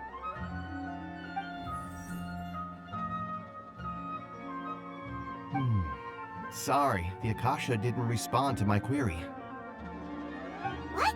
You too? But what about your abilities for getting information and all that? Paimon was sure you'd be able to access more info than we did. Well, as I said, this isn't my area of expertise. I am but a lowly researcher, so the Akasha doesn't see a need for me to know more about the Dendro Archon. All I know is that ever since Lesser Lord Kusanali returned to Sumeru, she's never left the Sanctuary of Sorasthana or made a public appearance. Huh. Didn't expect her to be such a mysterious figure. The Dendro Archon is somewhat of a recluse. Perhaps she just doesn't want to entertain visitors, which would explain the lack of information in the Akasha. Aw, but then what can we do? No need to worry just yet. I'm only hypothesizing here. You could certainly try asking around and see if anyone else has ideas. And besides, you two should consider the bright side of things. Not being able to see Lesser Lord Kusanali may not be a bad thing. In this world, there will always be information you cannot obtain from the Akasha and things you can never accomplish. Knowing when to yield is a form of wisdom. Take me, for example. It's a miracle if my brain cells can spit out one paper every 3 years. But Tainari? That guy can publish 3 papers in just a single year. Okay. Thanks for your advice. Don't mention it. If you two ever want information about things like who's been promoted within the Academia or relations between the 6 great sages, come find me. Hey, come on! This is a survival skill at the Academia. Oh, Paimon's expectations were pretty low, but this is so low it's like digging holes in the dirt. So what do we do now? even if we want to talk to someone, we don't know anybody here. Huh? Like who? Oh, you're right! Catherine! The Adventurers Guild has its own intel network. Let's hurry and find her.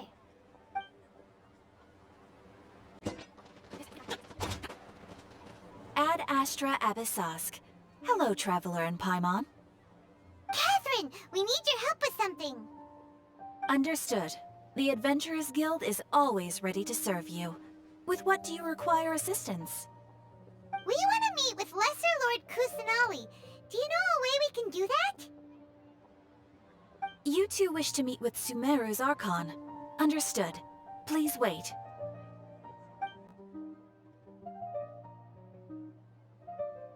I apologize, but I am unable to call up any relevant information in the Akasha. I'm also unable to locate any pertinent information in my personal memory. Aww, another dead end. Well, if Catherine can't help us, then we really don't know anyone else to ask now. Please do not worry. I may know of someone who can help you two. In Sumeru, the Adventurers Guild does not serve as the vanguard of information. Rather, there are numerous active mercenary groups collectively known as the Eremites. They take on various contracts and work all across Sumeru, so they naturally accrue intelligence. An Eremite brigade called the Corps of 30 is in charge of Sumeru City's defenses. Not only are they the oldest brigade, but they are responsible for managing and coordinating the affairs of all other mercenary brigades. Corps of 30? What a weird name. Supposedly, they are named as such because their ranks numbered 30 at their inception. Asfand, an advisor with the Corps of 30, maintains good relations with the Adventurers Guild. Though he's already retired, he and his words carry great weight within mercenary circles. If you'd like to get in contact with him, you can find him at the Corps of 30's headquarters, the Citadel of Rexar. You're welcome. I wish you two the best of luck. We look forward to your exploits in Sumeru. Alright, off to the Citadel of Rexar we go!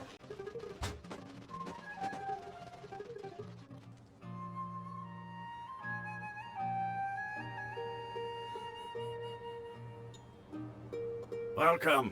The Adventurers Guild told me to expect you two. It's nice to meet you, Asfand. We'd like to ask you about something.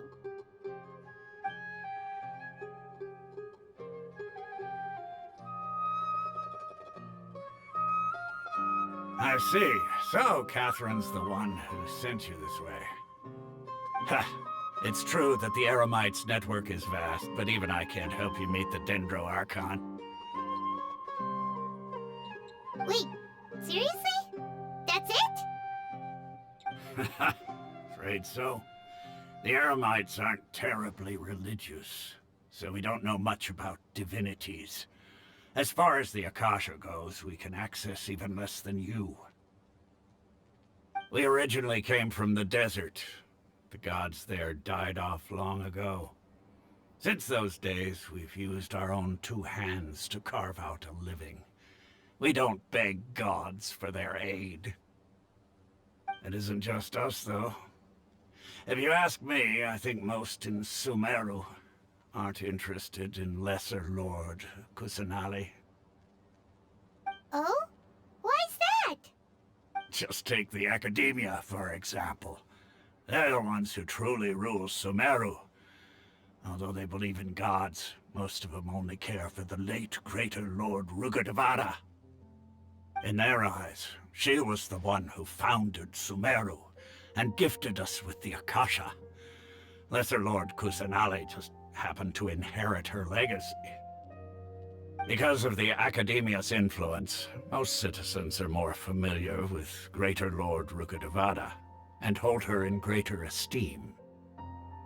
Not to mention that Lesser Lord Kusanali never makes an appearance, and the Academia never announces anything about her. As far as the people of Sumeru are concerned, she's just a god that exists. And that's all. Really? Aw. After hearing all of that, Paimon sort of feels bad for Lesser Lord Kusanali. Ha! But who knows? We're all just guessing when it comes down to it. Besides, I'm sure the God of Wisdom doesn't worry about her reputation among people like us. Alright, well, thanks for the info, Osfond. No problem. Always happy to help out the Adventurers Guild.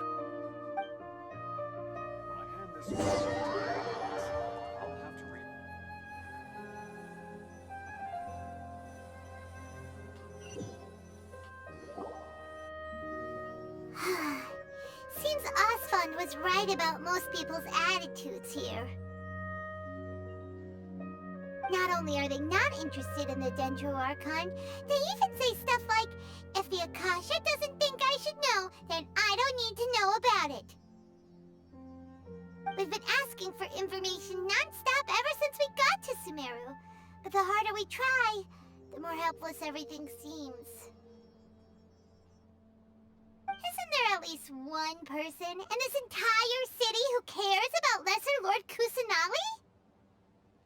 Oh, you two are interested in Lesser Lord Kusanali? Huh? Who are you? From the sound of it, you two are Outlanders who recently arrived here. You've been asking around for information on Lesser Lord Kusanali, right? Oh, I'm sorry. I forgot to introduce myself. I'm Dunyarzad, one of Lesser Lord Kusanali's faithful followers. Whoa, really? Then do you know how we can meet with her? I'm afraid I can't help you with that. But your conversation earlier did happen to remind me of a legend about the Dendro Archon. Sure. It goes like this. Long, long ago, there was a man who heard a prophecy. It predicted that a great calamity was about to befall him. Panicked by what he heard, the man sought out the Dendro Archon in hopes that she would bless him with the wisdom to help him escape his predicament.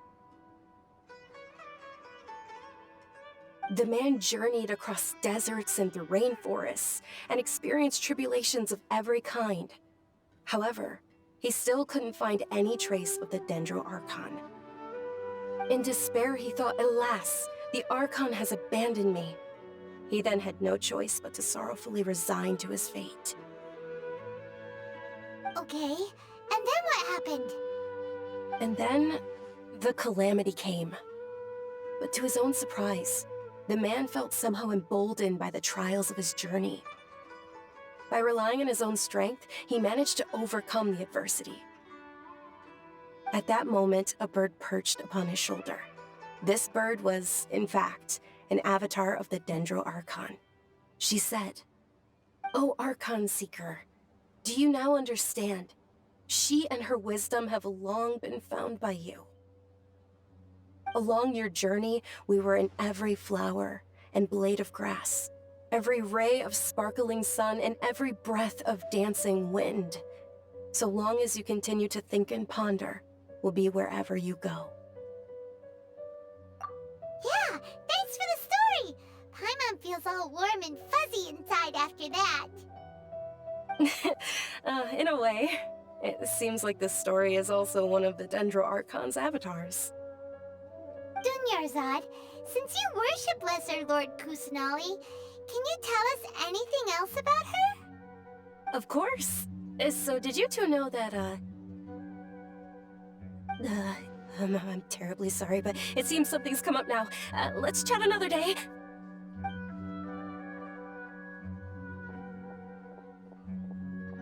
Hey, wait! What the heck just happened? It looks like they're searching for someone. Dunyarzad was acting super nervous just now. You think they're looking for her? This stinks! We finally managed to find a lead about Lesser Lord Kusanali! We can't let them get in the way now! Let's see if we can get rid of them. Then we can catch up with Dunyarzad!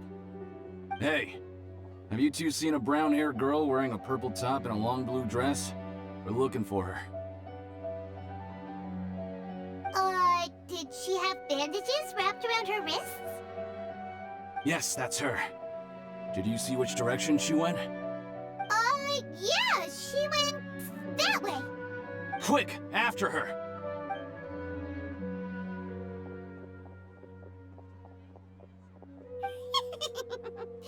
That should keep him busy for a while. Let's hurry and find Dunyarzad.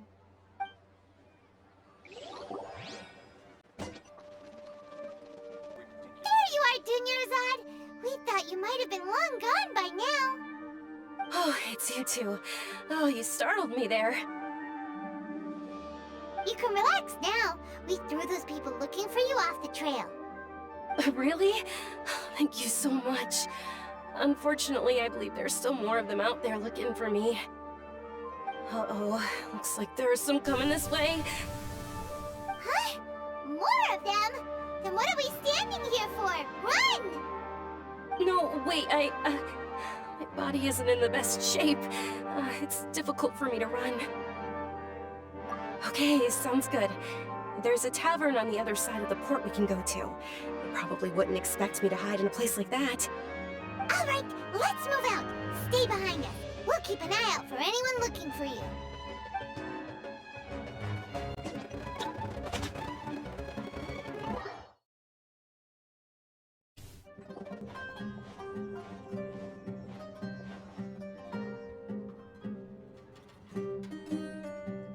We made it.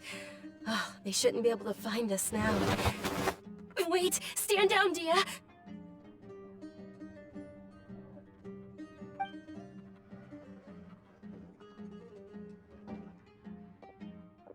My lady, who are these two? They're travelers that I met on the street just a moment ago. They happened to notice that you were all searching for me, so they helped me hide. I see. In that case, you two should scram. There's nothing here for you. Wait a sec! Who the heck are you? And why are you shooing us away? I'm Miss Dunyarzad's bodyguard, here to see that she returns home safe and sound. My lady, let's get going. You've been gone for so long that your parents are worrying themselves sick. And if I refuse to go with you? It'd be easier for the both of us if you cooperated. But if you insist on not going, then I'll have to carry you like a sack of potatoes. Hey! Dunyarzad already said she doesn't want to go back. Why are you still pushing her? Stay out of this. You don't understand the situation. Sorry, my lady. Even though I'm your bodyguard, your parents are my employers. I have to answer to them. How much? Wait, what? How much more do I have to pay you to become your employer? So you never listen to my parents ever again. Double? A triple? Give me some time and I'll get that much. My lady, this isn't about Mora. I don't know what you think of us Eremites, but let me say this. I like Mora, but I'll never go against my principles. That's why I'm here looking for you. Sure, it's an order from my employer, but my conscience was also telling me it's the right thing to do. And knowing your health, carelessly running around like this is gonna hurt ya. For the sake of those who love you, don't be stubborn. No, you're wrong. I'm aware of my limits, and I know what I'm doing. Honestly, the only people being stubborn right now are my parents. And they know perfectly well that it makes no difference if I'm at home or not. They still won't accept reality. And every time I bring this up, they just change the subject. Dia, you've been living with us a long time already. This should be old news to you. Dia, I know it hasn't been easy for Mother and Father, and I'm grateful for everything they've done for me. But there's someone else in this world I'm also grateful to. Because she saved me. The love I have for her is the same I have for my parents. This is my life and my last chance. So I want to do something meaningful. My lady, are you sure what you're doing now is meaningful? Yes, I'm sure. At least, it is to me. Fine. I won't ask you to return home anymore. But let me make something very clear. I'm only doing this because I respect your determination, not because I agree with you. Thank you, Dia. Sorry for being so rude just now. My nerves were acting up. And I even brought up your payment in such an offensive way. Don't worry about it, my lady. I did say that I like Mora. Besides, that's our next topic of conversation. Today's little excursion caused such a ruckus that every single bodyguard at the estate was deployed. It wouldn't be easy to hide things from your old man. Since this definitely won't be your last escapade, here's a little tip. You should at least make it look like your room and things are still in order when you leave. Also, you'll need someone to cover you for when you're out and about. So, I'll let you hire me, my lady. This way, everyone wins. As for the pay, let's say half of what your father pays me. We can settle the bill when we return to the estate. Okay, deal. Yay! Looks like they've reached an understanding.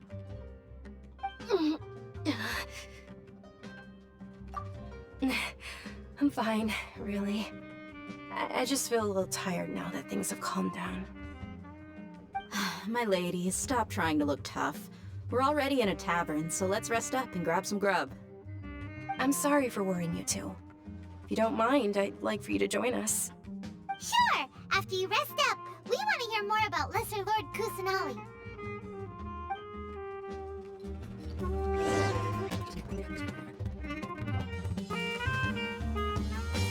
Ha! Well, if it isn't Dia, haven't seen you in nearly half a year. Word on the street is that you're a bodyguard for the Homayani family now. Ha! Don't you find that kind of work boring? Nah, you get used to it. How about a menu over here? You got it, huh? Isn't this little Miss Homayani herself? We don't get to serve personages like you very often. We'll be sure to prepare our very best. Thank you, sir, but there's no need. I don't have a lot of Mora on me, and I really ought to save as much as I can. But please bring these two the best food you have. They're my new friends, so I want to be a good host for them.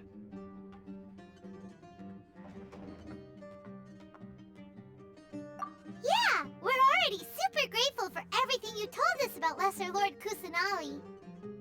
How about our coconut charcoal cakes? They're our signature snack, and they run cheap. Look, other customers over there are eating some now. They look kind of burnt and dry. Paimon will pass. Hey, come on! Paimon has personal preferences too, you know. Dunyarzad, we asked a lot of people when we first arrived, and almost nobody was interested in Lesser Lord Kusanali. So, what made you want to follow her? Well, remember when you asked me if I knew how to meet the Dendro Archon? Even though I don't know how, I think I've actually seen her before. Huh? Really? Yes, it was when I was a child. At the time, my illness had kept me bedridden for the better part of a year. I was stuck inside and couldn't make any friends, and my parents did their best to find treatments for me. But even then, the Akasha didn't have any helpful information. My younger self no longer had any hopes or dreams. One flare-up was so bad that I was in a semi-conscious state for several days. Then one night, I woke up alone in my room. I was terrified. My body was paralyzed. Even if I cried, there was no sound. At that moment, an ethereal voice spoke in my mind. Dunyarzad, don't be scared. You don't have to cry.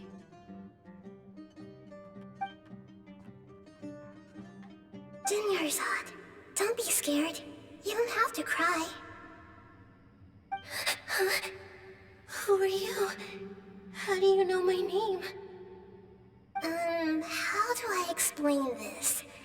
You might not be able to understand, but actually, I know everything about you. Really? Of course.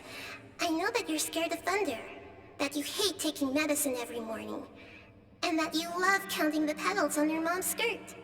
Wow, you really do know everything.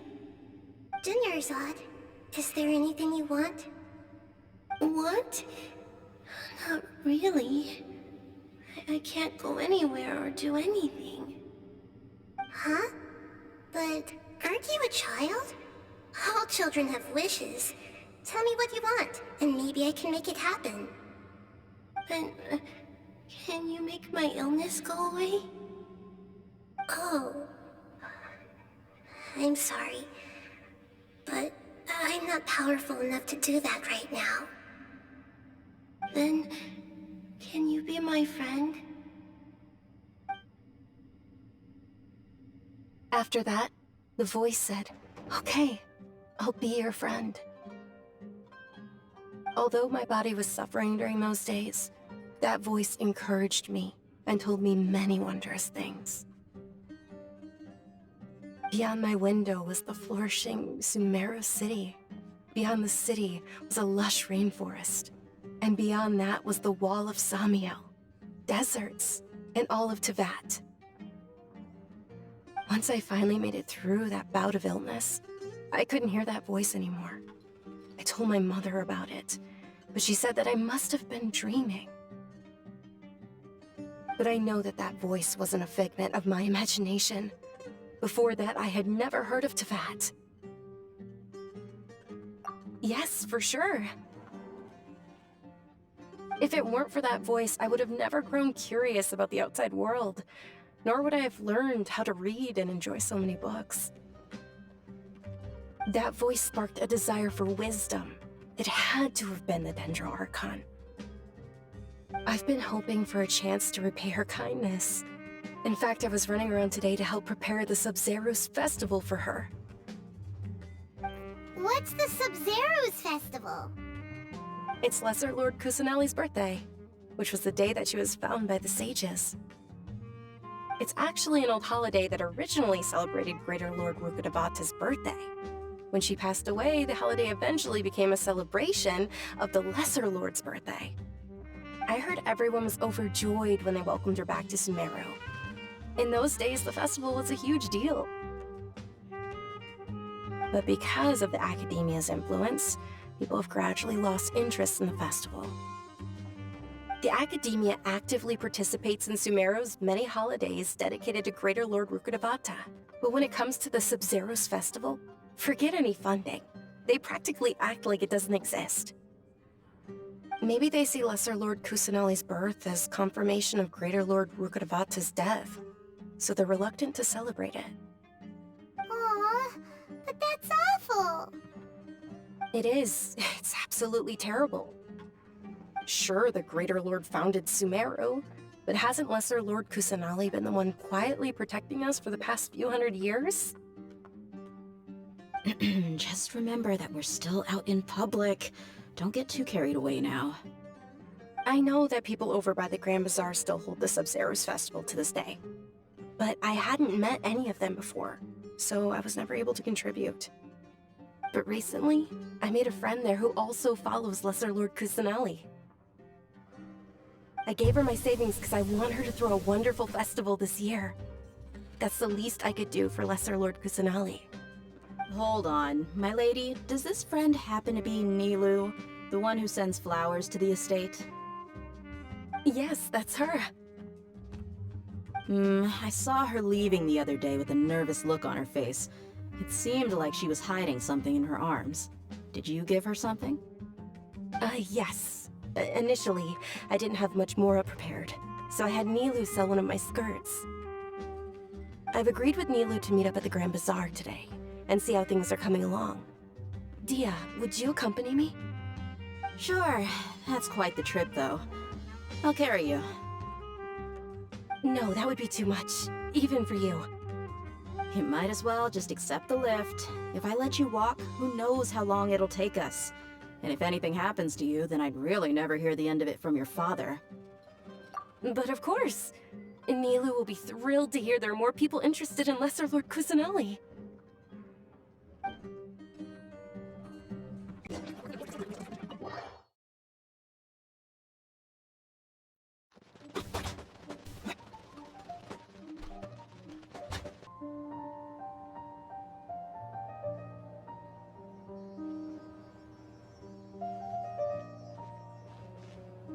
Sorry I'm late, Nilu.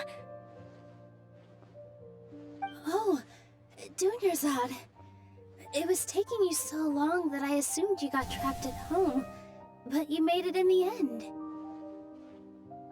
Uh-oh. But if Dia's here, that means you got caught, right?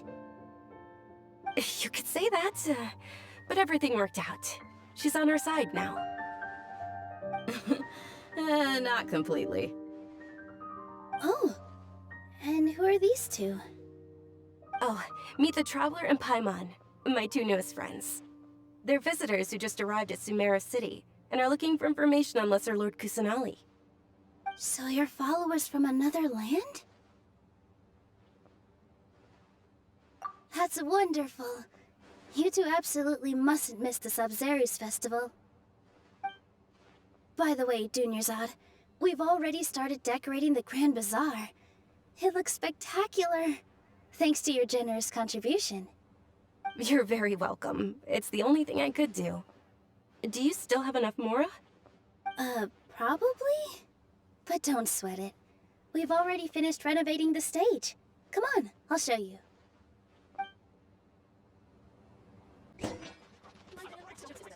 Wow! This place is amazing! Not bad. Last time I was here, the stairs were full of holes. The stairs were nothing. A little while ago, we discovered that the tree above the stage had a huge chunk of bark ready to fall off. Mr. Zubair was worried sick. We reported it to the academia many times, but they never sent anyone to deal with it. We didn't want anything bad happening, so we were going to cancel all the stage performances. Oh, probably because it was the theater asking. The academia looks down on performers like us. They probably think it would be best if the theater closed down completely. We can't let that happen, though. Not only would everyone involved in the theater go hungry, but then we wouldn't be able to hold the Sabzeruz festival anymore. Thank the Danger Archon for Dunyarzad. But the more she gave us, we hired someone to patch up the tree, and we also gave the stage a much-needed makeover. The stage is going to be even prettier when it's festival time. I can't wait for you to see it. And I can't wait to see you on the stage.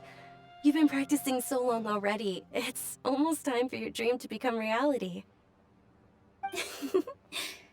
It's our dream. I'll do my best for the two of us. Nilu, what are you gonna be doing at the festival? She'll be dancing the dance of Sabzeruz, the most important performance at the Sabzeruz festival. Dunyarzad, have you told him the origin of this holiday? I only told them about the Greater Lord and Lesser Lord so far. Okay, then I'll tell you two about how this holiday came to be. According to legend, the Sabzeruz festival was originally the Goddess of Flowers' birthday celebration for the Greater Lord. A long, long time ago, on one of Greater Lord Rukkhadevata's birthdays, her friends threw her a celebratory banquet. Some of the gods got drunk. One started playing music, and the Greater Lord started singing, so the Goddess of Flowers began to dance. As she danced upon the grass, countless beautiful parisaras began to bloom wherever she stepped. Those brilliant purple flowers became her dazzling stage. All the gods clamored, "Oh, if only time could stop at this very moment." Of course they did. When people mention the gods, they always think of the Archon War. But Sumeru's gods also had happy times. Although they aren't around anymore, they're preserved in our tradition of dance. This outfit I'm wearing is apparently based on how the goddess of flowers looked. Though we're just tiny people compared to the divine, we still have to do our best to make sure that the birthday girl feels loved on her special day. Nilu, you of all people will definitely be able to convey our well wishes to the Dendro Archon. I also noticed that you went the extra mile and scattered Patisaras around the stage. They symbolize the goddess of flowers, after all. It's just a shame that all the real Patisaras went extinct after her death.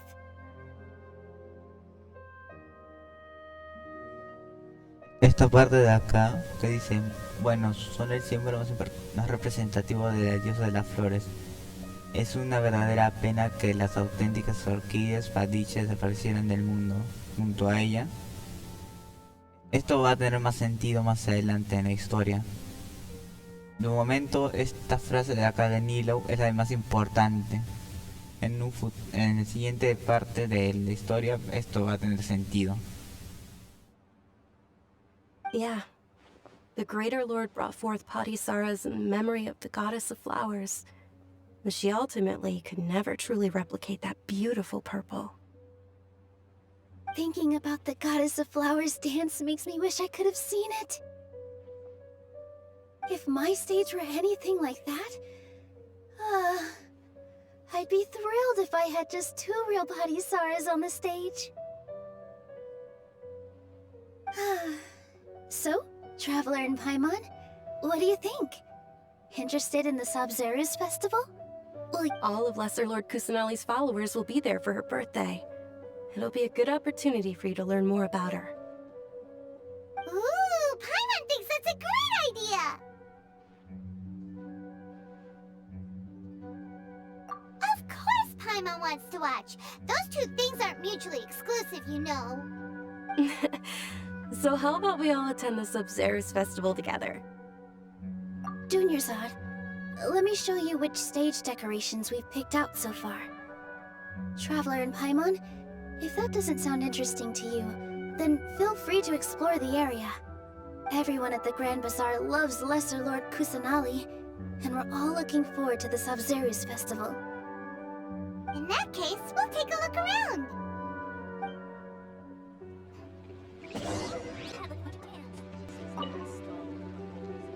Whoa! What's with your yellow hair? And why do your clothes look so funny? Are you an Outlander? Did you know that the Sabzeruz festival is about to happen? There'll be loads of fun things to do at the festival. But the best part is when Ferris, the Knight of Flowers, passes out candy to everyone.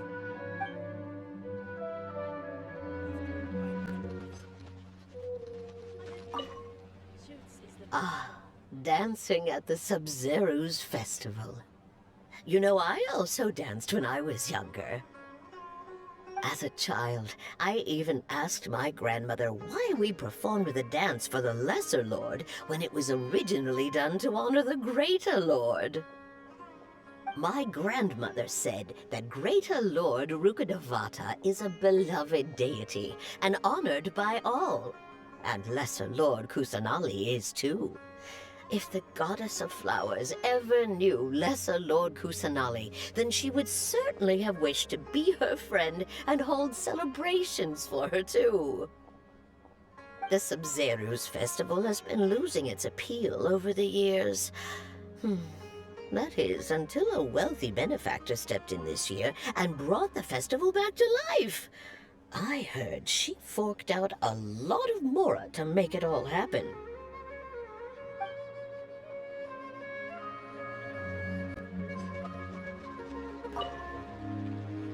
Things are really shaping up, and there's a buzz around the festival this year. We're expecting people from all over to come by this year and buy things during the festivities.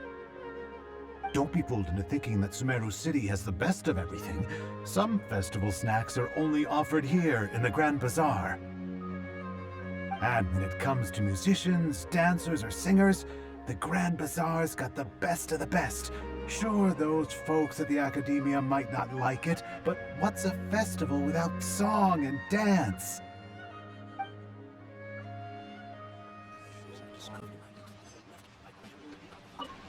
Huh. Revamping the stage for the festival couldn't have been easy, that's for sure. I bet this year's festival will be one to remember.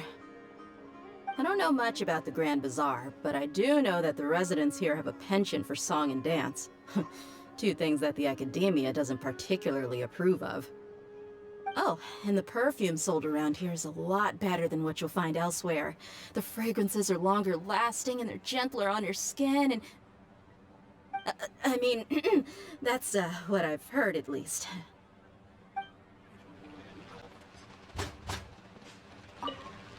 Milu, your outfit looks amazing. There's also something different about you from when we first met up. I thought I'd add a little extra pizzazz to my dress for the festival. See? Wow, did you sew all that yourself? Uh-huh. Sewing is a fundamental skill for everyone in the theater company because we make all our own costumes. Did you know that Mr. Zubair not only can make costumes, but props too? I've noticed that you can't keep your eyes off that crown over there. Would you like to try it on? May I? Of course! The legends say that the goddess of flowers had beautiful horns on her head, so this crown was made to reflect that. Dunyarzad, you look absolutely stunning with it on. It's like I'm looking at the goddess of flowers herself.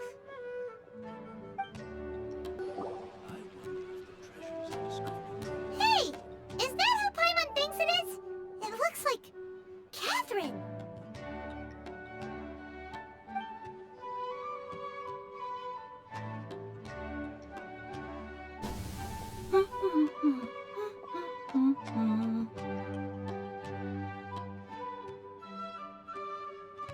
Huh. Come to think of it, Paimon's only ever seen her behind the counter at the Adventurers Guild. This is the first time we've ever seen her taking a break. Hey, Catherine! Huh? Oh, hey! It's the Traveler and Paimon! What's shaken? Whoa, break time Catherine sure sounds a lot less formal than usual. Paimon was still waiting for her to say Ad Astra Abyssosque. Sure. Standing behind the counter at the Adventurers Guild doesn't require any complicated functions. But saying and doing the same old things over and over again can get pretty monotonous. Like watching the same Fontaine movie day after day. But take you two, for example. You travel across Tevat to enrich your lives and gain new experiences. Well, we enjoy traveling across Tevat and all that, but we're mainly looking for clues about his sister. Yes, you should keep searching. Sometimes the answers we're looking for aren't necessarily at our intended destination. Instead, they're found along the way. Huh. Haven't we heard someone say something pretty similar recently? Anyways, what brings you out here, Catherine? No, not particularly. I guess you could say that I'm loving the recent atmosphere here. If festivals bring happiness to everyone, then that's where their true value lies. Oh, it looks like it's about time for me to be heading back now. Alright, we'll see you next time at the Adventurers Guild. Oh, by the way, thanks for connecting us with the Eremites. We've already made some great friends in Sumeru City thanks to you. I'm sure you two will get along well with the people here.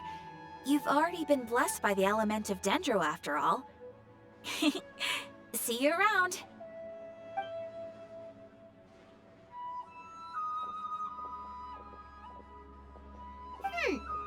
There's something really different about Catherine today. Hey, Traveler. Paimon. Oh, hey, Dia. What's going on? I've got something to tell ya.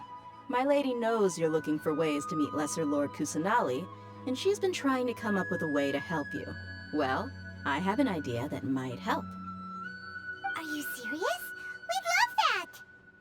It might not necessarily pan out, so don't get your hopes up too much.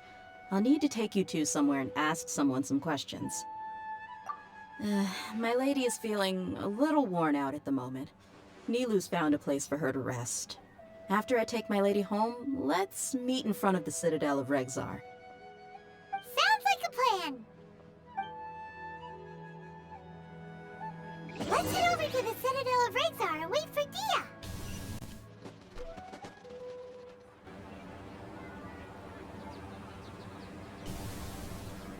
Sorry, I'm late. It took some convincing for the Master and Mistress to believe that Miss Dunyarzad was only sitting in the port for a while because she was in a bad mood. Anyway, I guess I should be thanking you. I haven't seen Miss Dunyarzad that happy in a long time. If it wasn't for you two, she probably would have been caught and dragged back much earlier. You sure sound a whole lot nicer than when we first met, Dia. Who would have thought you had such a soft spot for Dunyarzad?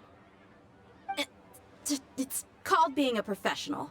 I'm a bodyguard, and I work for whoever's paying. Look, Dia's blushing. Listen, you two. I don't expect to be working for Miss Dunyarzad very long, but I hope to finish things on a positive note if possible. Let's cut the chit-chat and head into the Citadel. We'll see if the person I know has a way for you two to meet with the Lesser Lord.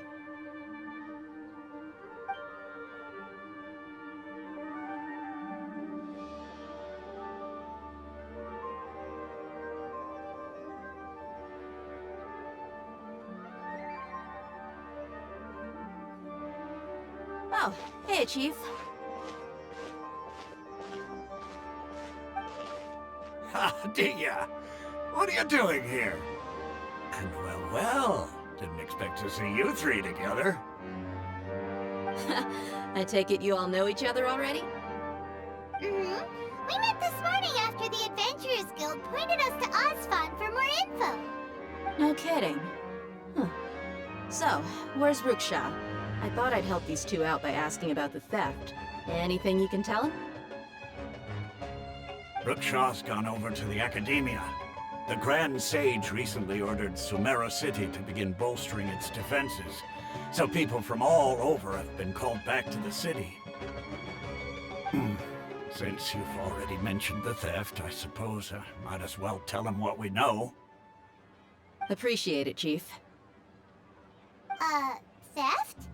Sorry, what the heck are you guys talking about?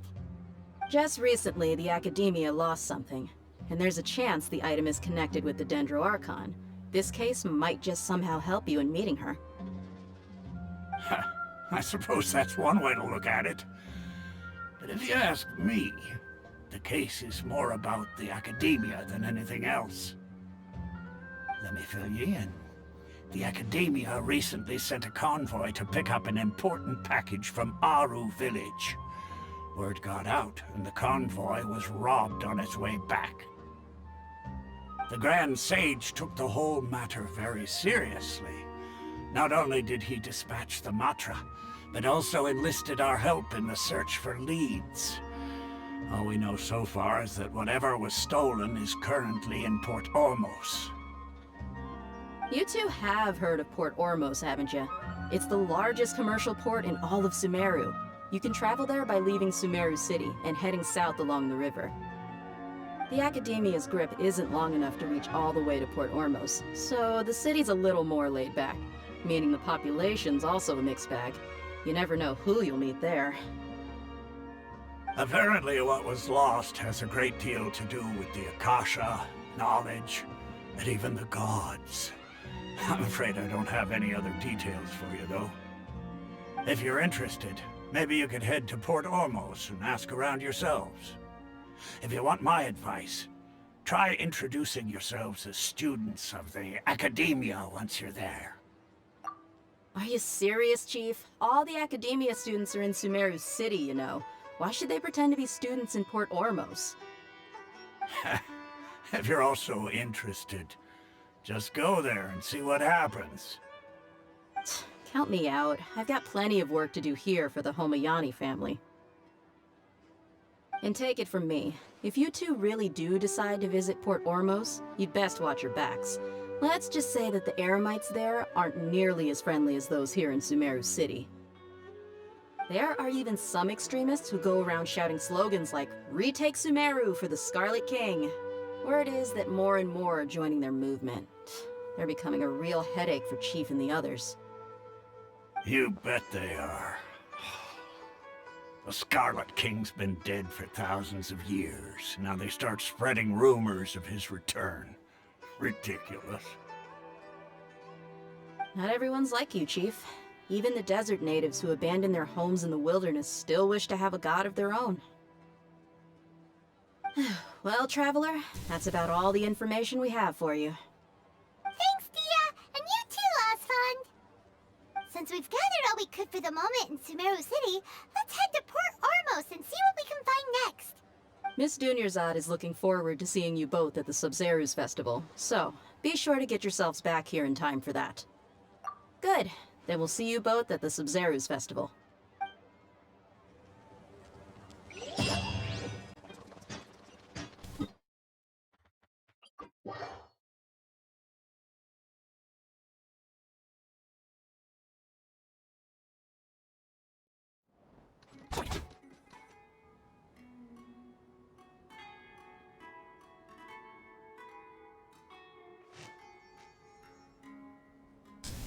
Come and have a good look yourself.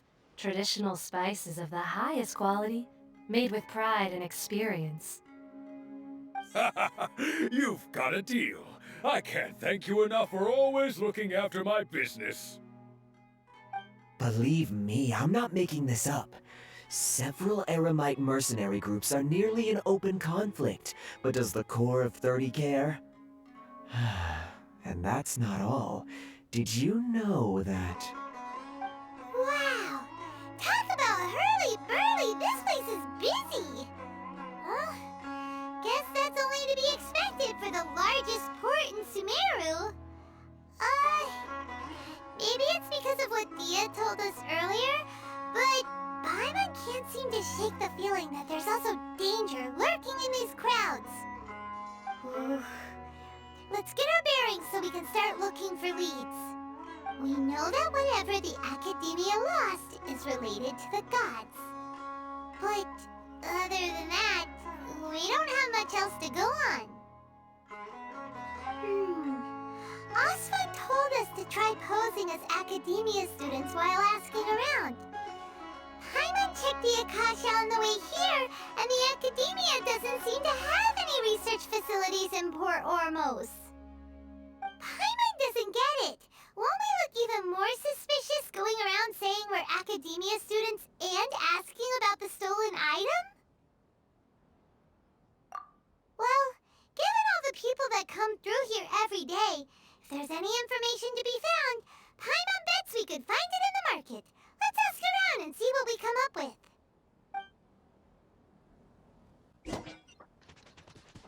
Welcome. Welcome. How can I help you two? Hi there. We would like to ask you a question. Do students from the Academia ever come to Port Ormos? Of course. Especially around this time of year. Students from Sumeru City that are about to graduate often come to Port Ormos to cut loose a little. Many people often talk about how hard it is to get accepted into the Academia, let alone graduate. But those who finish their studies and go on to become full-time researchers at the Academia have it even harder. Sure, we may not be Sumeru City, but Port Ormos offers beautiful scenery and a stress-free environment. Some even say it's good luck to come to Port Ormos, so students and researchers come flocking here when things get to be too much at the Academia. Ah, you see over there? Those are students from the Academia. They've been looking worried and miserable ever since they got here a few days ago. If you ask me, the life of a merchant is better. So long as the Akasha teaches us what we need, then life is good. Those students seem to be discussing something. Let's see if we can listen in.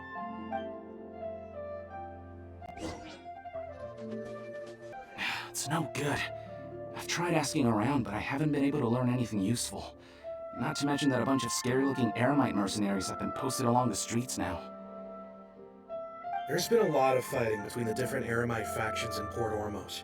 If we choose to move on our own, then it would be wise to steer clear of them. Especially the group that's constantly shouting some stuff about the Scarlet King and some resurrection. I've even heard that the Citadel of Regzar is starting to get fed up with them. What was that group called again? Ein something or other? They're called Ein El Akhmar. Today, I heard that the thing we're after might be in their possession at the moment. Wait, come again? Don't you see? Many of the Eremites in Port Ormos deal with trading this kind of thing. They're usually pretty wary of outsiders, but not so with students of the academia. It's because the kind of goods that students are looking for aren't the kind of goods that Eremites are after. As long as they know you're a student, then deals can be made. I've heard that Ein al-Hakmar likes to set up shop at the Jafar Tavern. Supposedly, if you're willing to part with 500,000 mora, they'll give you info on anything. Wait, did you say 500,000? If information alone costs that much, then how could we ever afford to buy what we're looking for? I guess we might as well give up on trying to graduate this way. I wouldn't worry too much. Our field of research is very niche. Who else could possibly be after that kind of shady knowledge? I bet it's practically worthless to anyone aside from us. Oh, I guess that makes sense. Then the only thing left for us now is to find a way in. Why don't we all just pool our money together and pay for the information? Whoa! Did you hear that? A niche field of research? And shady knowledge? It all sounds pretty suspicious to Paimon. Is knowledge something people just buy and sell like that? So, what's your plan? Wait, didn't you hear what they just said? Buying information is going to cost us 500,000 mora! Have you lost your mind? Oh, alright. Paimon never thought she'd agree to parting with that kind of mora. But if you know what you're doing, then we should give it a shot.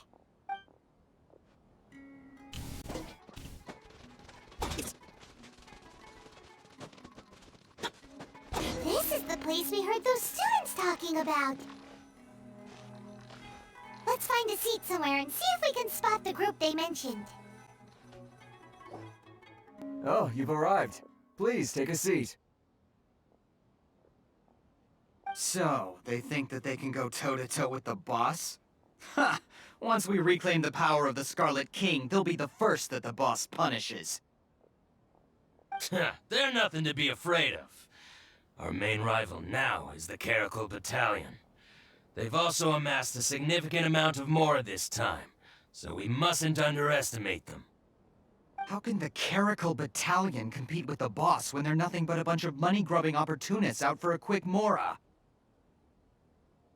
Yeah, with boss's fervent devotion, he'll be able to use this power to bring our god back this time. Huh. All these guys talk about is the Scarlet King, so they're probably the ones we're looking for. Greater Lord Ruka Devata. That traitor and her followers must not be spared. The day will come when the Scarlet King exacts vengeance on Sumeru, and all of them shall be punished. Yeah, Paimon was wondering what they meant too. We should ask about that if we get the chance later.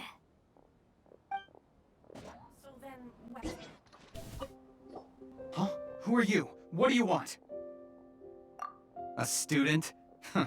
What's a student from Sumeru City doing in Port Ormos? Ah, well, if it's info you want, you've come to the right place. The question is, can you afford it? Oh, Paimon can't stand to see so much more go. But there's no other choice right now. Here, this is the merchant's address. Whatever you're looking for, you'll find it there. Hmm? Well, what are you waiting for? Oh, that's right! We heard you mention the Scarlet King just now. We're actually interested to know more because we're, archaeology students! Fine. Since you've already handed over the Mora, I guess I can throw in a little extra info. As you can see, members of Ain al-Ahmar are devout believers of the Scarlet King. Years ago, the Scarlet King founded the great desert nation that was our homeland. It was an advanced civilization, far beyond anything you'll see in present-day Sumeru.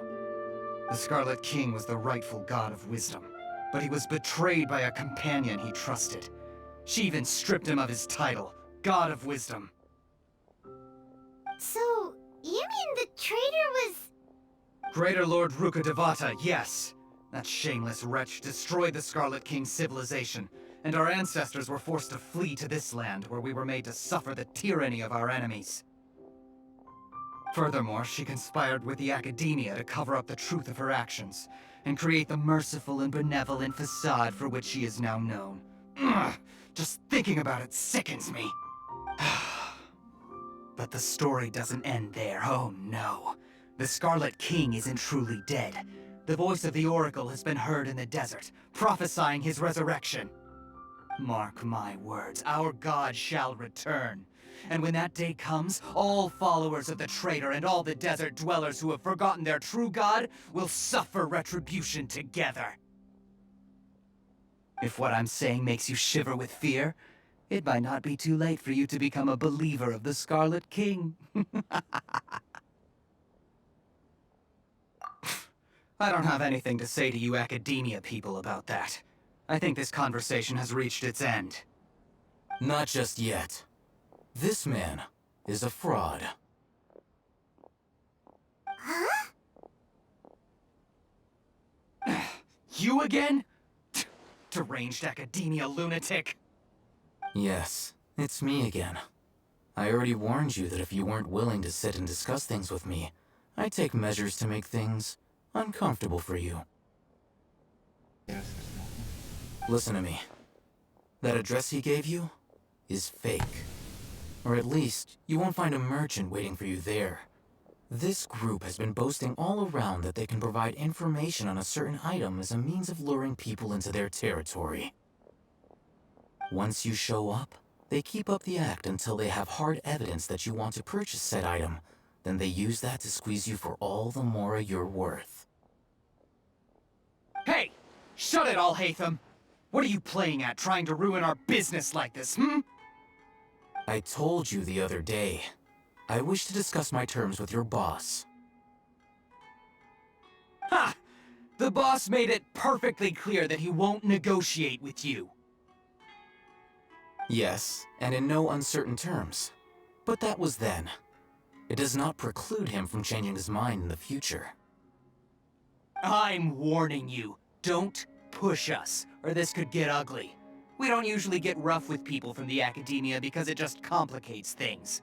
For a lunatic like you, though, we might just have to make an exception. If you're suggesting that we escalate this from a verbal exchange to a physical one, I accept. After all, even the Archons used war to negotiate the ownership of Teyvat. If, on the other hand, we can't agree on any means of negotiation at all, then I'm afraid my next course of action will sting a little more than the mere falling through of a few business deals. I will jeopardize the Eremite's reputation, which I know you value above all else. I am quite confident that if I began to take such action, your boss would willingly approach me himself. However, I fear that by then, some things will have happened that cannot be undone. Also, a word of advice. I suggest you tell your boss exactly what happened here today. Otherwise, he might blame you for not telling him in the future. What did you say? Consider this. Have I ever failed to follow through on my word in the past? This guy is really out of his mind. Oh, Okay then. If you really have a death wish, let's meet a week from today. The pier in front of the Pharos Lighthouse, 4 o'clock in the afternoon, sharp. Don't expect us to hold back.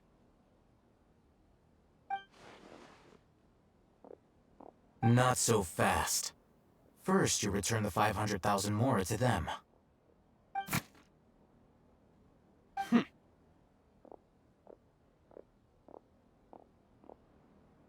Please, I beg you, don't provoke them. We can't afford any trouble with this crowd. They haven't even paid for their food yet. Ah, Mr. Iman. There appears to be fewer staff in the restaurant recently.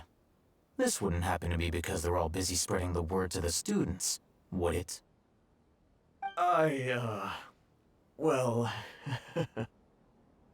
Someone who chooses to do business with a group like that really can't afford to get so flustered the instant someone confronts them about it.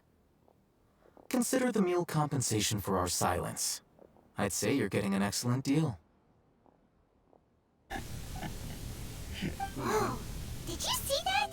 He not only got us our Mora back, but sent the Amorites running too! Plus, he seems to know a lot about what's going on around here. Let's catch up with him and ask some questions!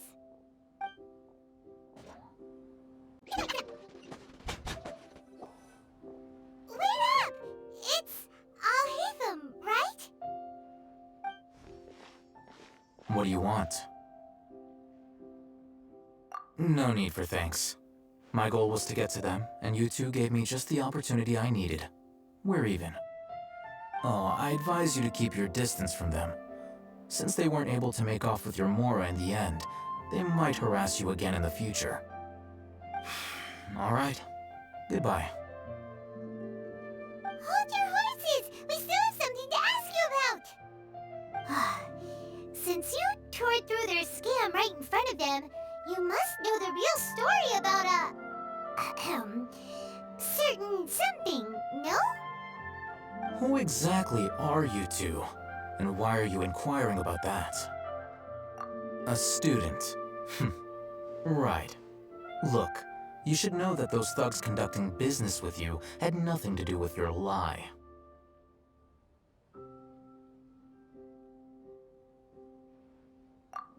Huh? Oh, yeah! He's really strong! Weren't you saying something about a physical exchange? We can help with that. He doesn't even have a vision. Forget it. Maybe not, but he can still use elemental energy. Otherwise, there's no way we'd go asking for info from from guys like that. Those high-headed thugs are definitely gonna bring a lot of backup for your next meeting. Even if you don't go alone, you won't regret taking us with you.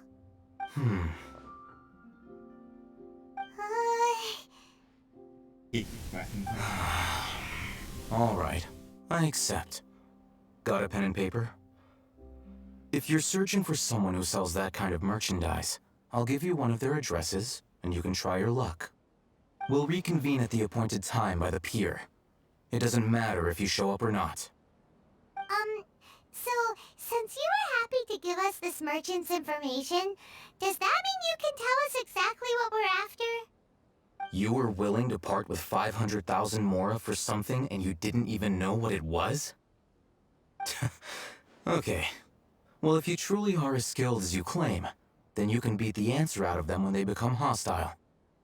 Look, if you've been making inquiries, then you have to know something by now. Tell me what you know so far, so I don't waste time repeating information. We know it's connected to the Academia somehow, and that not only do the Eremites deal in it, but some students want to get a hold of it too. What else? You know almost everything there is to know, but you're unable to compile this information because you've never seen the object before. This is what you've been looking for. Huh? Paimon can't tell what it is. It looks like some kind of ornament. This is a knowledge capsule. To put it simply, it's a vessel that can store a fixed quantity of canned knowledge. It's like a miniature Akasha. Anyone who links it to their personal Akasha terminal instantly becomes privy to its contents. Correct. anyone.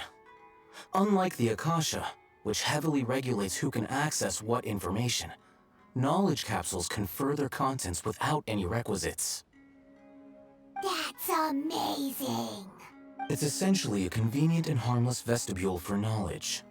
Unfortunately, it's illegal in Sumeru to privately possess or trade them. They were created as a means for scholars to transfer knowledge gained from Irminsul into the Akasha, and are intended to be destroyed immediately after use. But despite strict regulations, some of these knowledge capsules will always escape destruction. After all, there will always be those in this world who are dissatisfied with life as designed for them by the Akasha and wish to change their fate. Over the past century, a wide variety of canned knowledge has been leaked from the academia. Now, in Port Ormos, the valuable ones are a means to Mora for the Eremites. Meanwhile, those which the Eremites deem to be useless to them occasionally prove useful to the common citizens and hapless academia students. Well, I think that about sums it up. Oh, so that's your true objective. With our current arrangement, I don't believe I can offer an answer. You're still resolved. Fine. Let's talk somewhere with fewer people.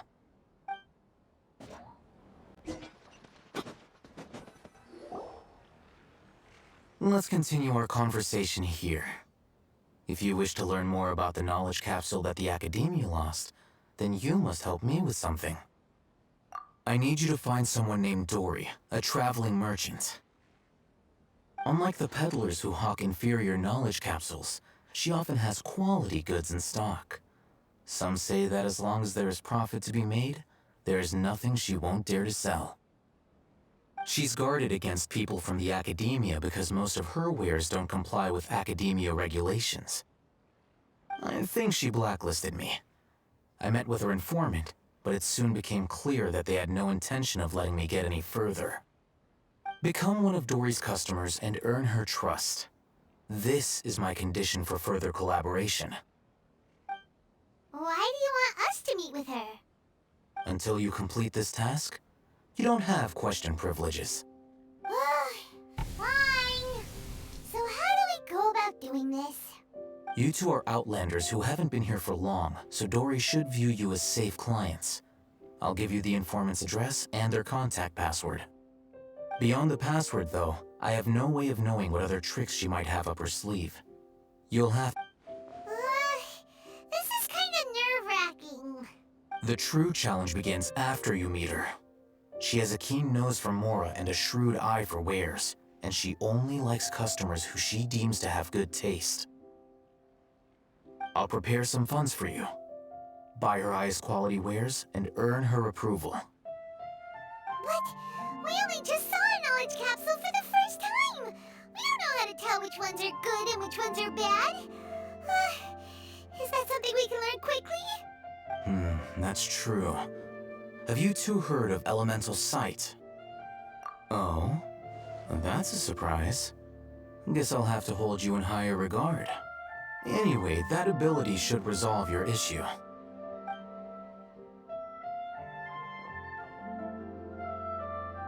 Here are 2 knowledge capsules. Tell me, can you detect any difference in their quality?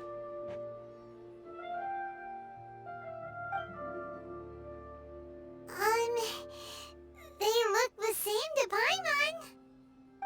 Try inspecting them with elemental sight.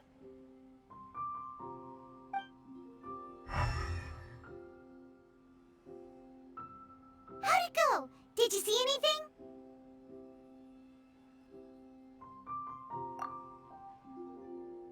Rumor has it that higher quality knowledge capsules generally appear brighter when viewed through elemental sight.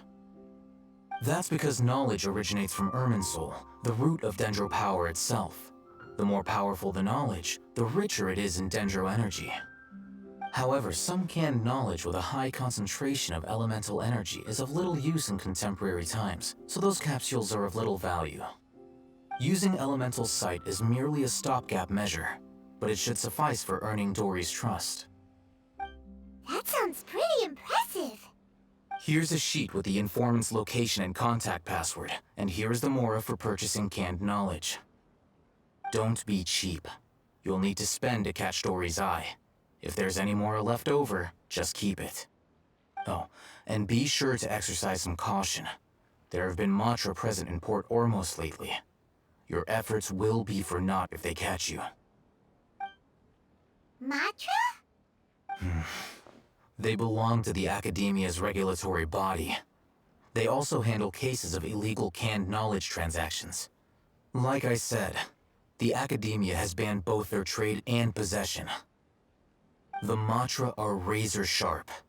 You're in for nothing good if they lock their sights onto you. If you two want to back out, now's the time. Okay, then we have a deal. If you succeed in your dealings with Dory, come find me at the Wikela Funduk. We'll have an open discussion then. Looking at what Al-Haytham wrote, Dory's informant is a traitor near Old Ormos.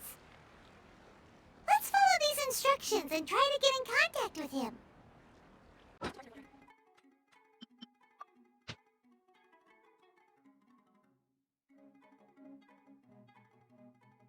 Les recomiendo que cuando tengan esto le tomen una foto o lo apunten en algún lado, ya que esto de acá, la información que nos dieron, es necesaria para poder avanzar con el Resident y también un poco con Dory. O en otro caso se pueden memorizarlo.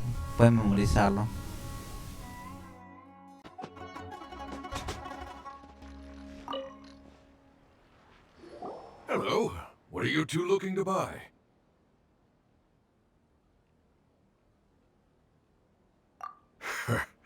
What a unique palette.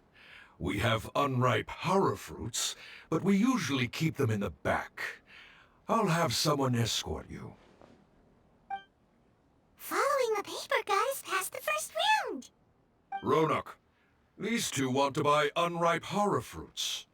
Show them to the warehouse. Got it. You two, please follow me. You two have a fascinating fashion sense. We haven't seen a customer wearing a Sumeru rose for quite some time. Hold on. Let me think. Sumeru Rose means common merch. No, look again. We're obviously wearing morning flowers. Ah, my mistake. I do apologize. Whew. That pop quiz sure was scary. Ah, the warehouse is up ahead. Please follow me.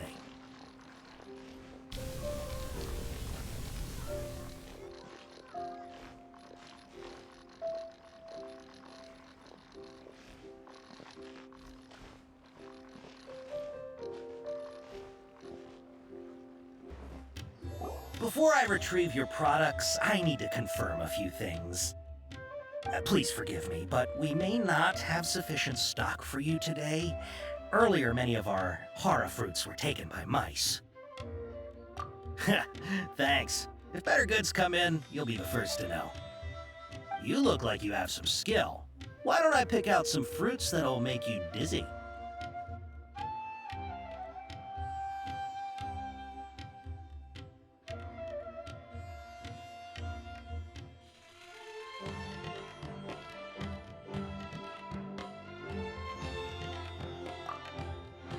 Yep, that's the right answer.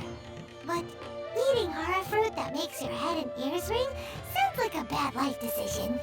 Would you like your horror fruits to be packaged in the Sumeru City or Port Ormos style?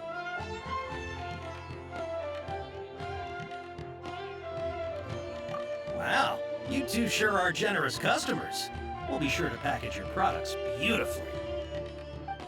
Okay, everything has been confirmed. Miss Dory is waiting for you up at... Shoot, it's the Matra! Run! What? The Matra? Where? I'll hate them said we're done for if they catch us. We gotta get out of here. We don't know this area, so let's follow that informant. He ran that way.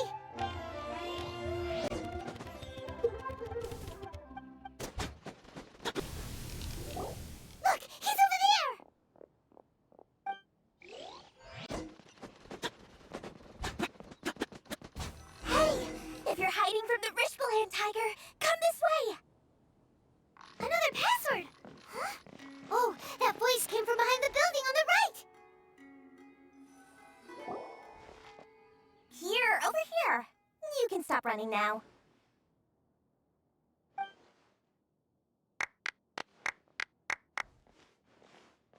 So you were the one who was calling out to us just now.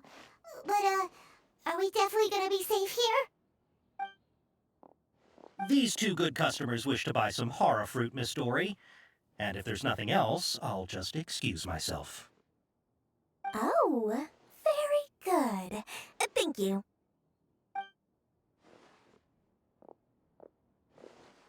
Huh? Wait, you're Dory? I'm unsure that you'd look a whole lot scarier.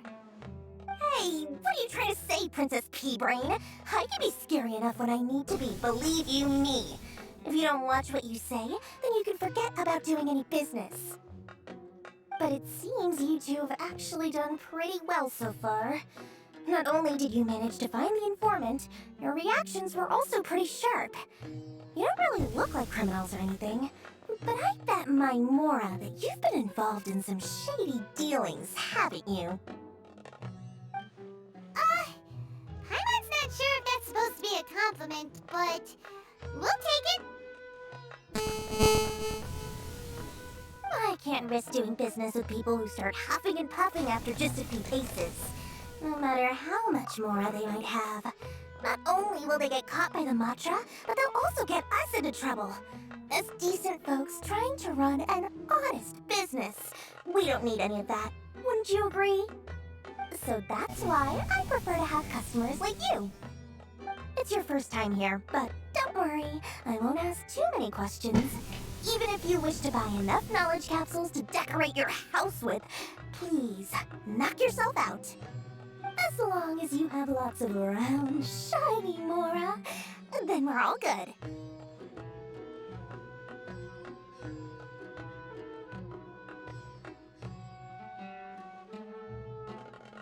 Ah, yes, of course, of course. Go ahead, help yourselves. Voila! Wow, she has a trove of canned knowledge. Whew. She'd probably be in serious trouble if the Matra caught her with all this. What kind of products do you seek, my dear customers?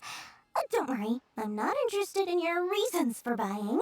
I can, however, offer some suggestions. Take this one, for example.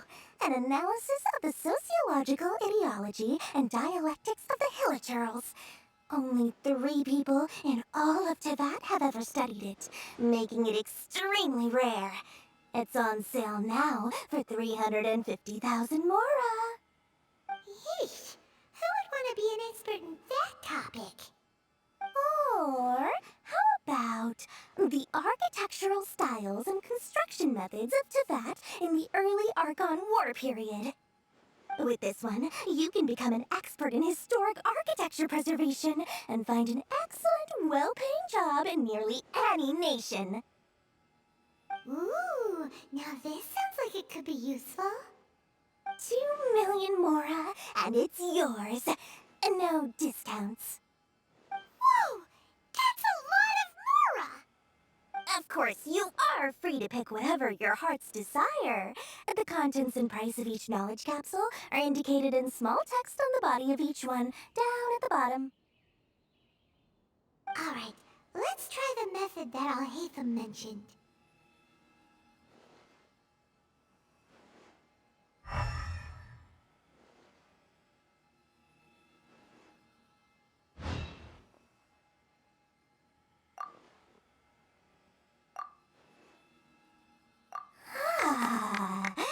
You've really got a good head on your shoulders, and quite the eye for quality.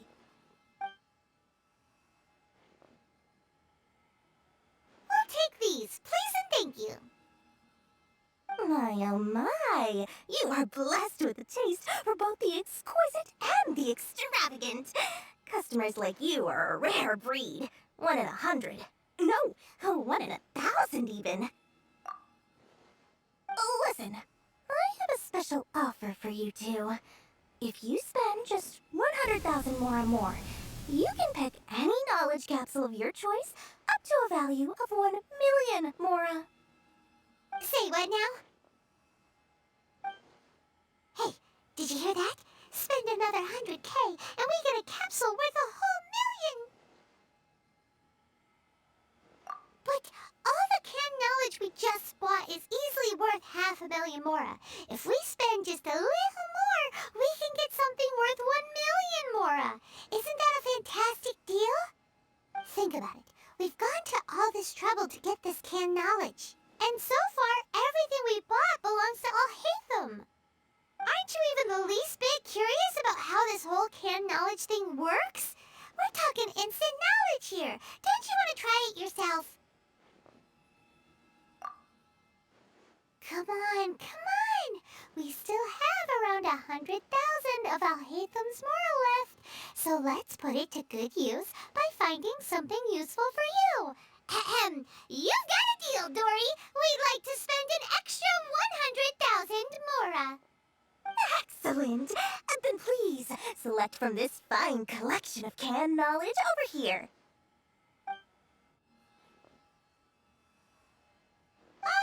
Hold on a second. Paimon thought we could choose whatever we wanted. Why can't we choose the ones from over there? Oh, but my dear customer, the knowledge capsules over here are worth 1,000,000 mora each. I'm sure discerning customers like yourselves will be able to find something to your liking. Please, take your time. Uh-oh, Paimon has a bad feeling about this. Let's use Elemental Sight again to check these. Huh? Why? Hey, we're getting a capsule worth 1,000,000 mora here. Don't be such a party pooper. Well, anyway, the mora's already been spent, so let's at least try to find something useful. Let Paimon take a look here. An introduction to traditional Sumeru brewing techniques, the art of growing spices, an overview of ancient runes. Oh, how about this one? Sword Fighting Techniques 8. Not sure we'd ever find volumes 1 through 7, but at least this knowledge should be useful, right? Let's go with this one. Dory, we'll take this one. All right, very good. I'm expecting some new goods in the next couple days, so be sure to check back again soon. Whether it's canned knowledge or anything else you need, bring your mora to Dory and doors will open. Trust me. Our dealings with Dory went smoothly enough. Let's head to Wakala Funduk and meet up with Alhaitham. Hopefully now he'll finally tell us about what the Academia lost. Ok, ya llevé el nivel 60. Por fin, después de mucho tiempo ya llego al 60. Y lo que me costó desde el inicio, y siendo free to play, esta cantidad es mucha. Y eso que desde que empecé Genshin todavía me tomó bastante tiempo. De la 1.0 hasta la 3.0. Han pasado bastantes versiones, recién por fin llego al rango de aventura 60. Esto es un logro para mí, conseguir lo último que me faltó para terminar y llegar al rango máximo. Bueno, ahora sí voy a continuar con la historia.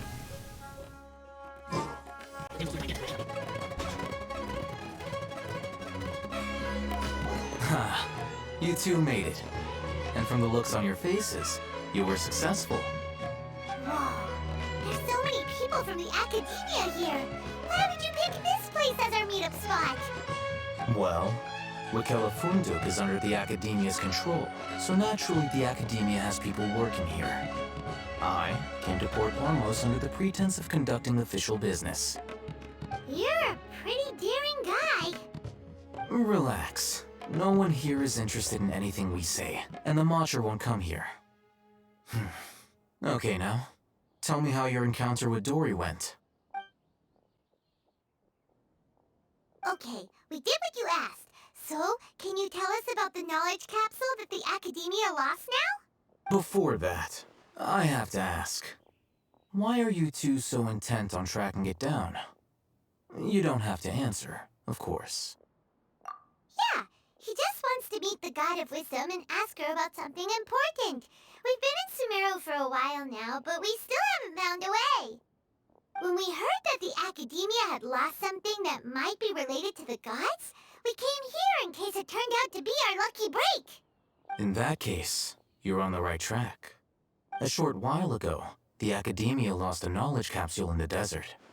It's supposedly a divine knowledge capsule.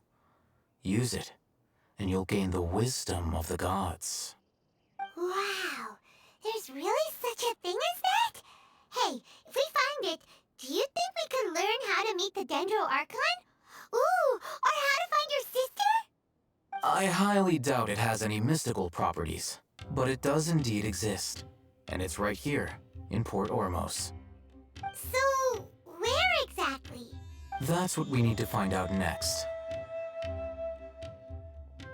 I won't deny that. I am investigating because I'm curious as to what the Divine Knowledge Capsule truly is. As you know, the Eremites in Port Ormos also have their eyes on it. It is an extremely precious item. The knowledge contained within may bring great power or wealth to whoever has it in their possession. Several brigades have been vying for ownership of it as of late, but there is still no victor. My personal finances and connections cannot compete with those of the Eremites. After attempting various methods, I finally managed to reach a tentative agreement with several brigades. I agreed to forego ownership of the Divine Knowledge Capsule in exchange for the opportunity to study it. After all, there's no harm in understanding what it is. However, there are those who are less amenable to negotiation, such as those from Ain al-Ahmar. They adamantly believe that the Divine Knowledge Capsule contains the Scarlet King's power, and that he will return to this world when they obtain it. They refuse to let anyone from the Academia tarnish their deity's soul. So you kept hounding them because they refused to cooperate with you? Yes. Ain al-Ahmar isn't exactly wealthy, but its members are determined to get that capsule by any means necessary. To that end, they've resorted to many methods more foul than fair in order to amass sufficient funds. So, I've been sabotaging their business to force them into negotiating with me. The Divine Knowledge Capsule should be up for a secret auction within the next few days.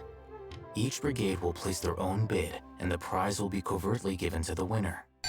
To ensure the capsule's security and to evade the mantra's notice, the winning brigade will not publicly disclose their victory. Unless I know whose hands the Divine Knowledge Capsule ends up in, my agreements with them will fall through. Dory is the most reliable source of information, but that avenue was previously closed to me. With you on board now, the situation is different. In other words, you wanted us to befriend Dory so you could find out where the Divine Knowledge Capsule is. Yes, you can say that. But this arrangement harms none of us. The day after tomorrow, go back to Dory and try to purchase information on the Divine Knowledge Capsule's whereabouts.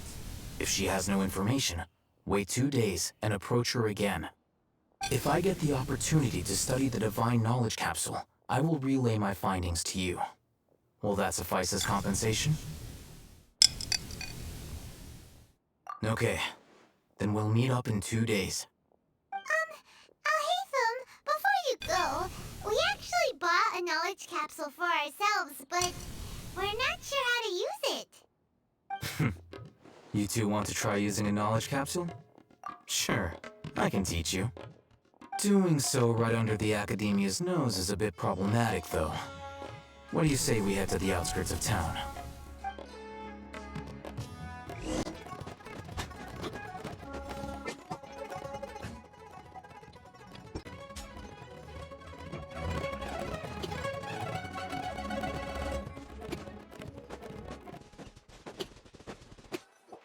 All right, this place works. Show me the capsule you purchased. Here. Sword Fighting Techniques 8. A combat class knowledge capsule. This class is something of a rare find these days, since most have been taken by the Eremites to augment their battle capabilities. Really? Aw, yeah, what a great buy! If you want to determine the efficacy of this capsule, I can evaluate your combat ability. However, effects will likely be minimal if you already possess a high amount of strength. We can conduct a controlled experiment where you fight 2 battles. One before using this knowledge capsule, and one after. While you fight, we can use an Akasha terminal to monitor your various physical parameters. There may be variances in your physical strength between the 2 tests, as well as a disparity in your opponent's abilities. But don't worry. I'll run statistical analyses afterward to mitigate any confounding effects. Wow! Haytham! You must have been one of those guys at the Academia who got top grades on everything. Paimon's curious about something, though. You definitely weren't one of those students who needed canned knowledge to graduate from the Academia, right? So, why are you risking getting caught by the mantra for this capsule? When you are unable to understand a researcher's actions, most cases can be attributed to curiosity. This is but one theory. Sounds like you're trying to avoid the question. All right, let's begin the test. Just fight as you normally do.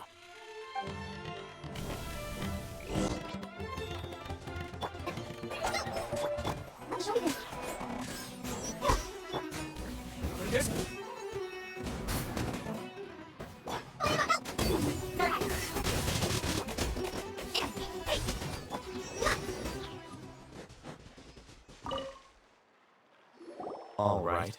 I'll link your Akasha terminal to record data. The next step is to use this knowledge capsule. Hold it in your hand. I'll help you establish a connection with it so you can activate its power.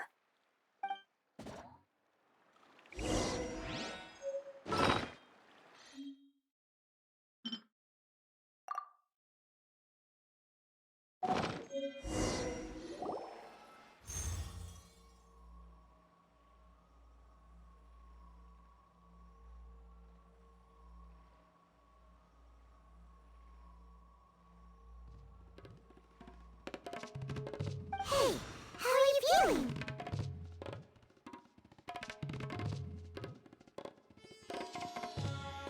You mean that it worked? All right. Time for round 2. Fight with the same composure as before.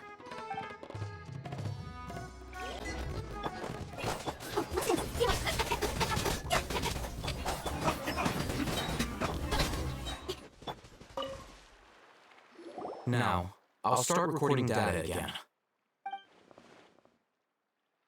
Haytham, how's it going? Well, the knowledge capsule you purchased did improve his combat capability.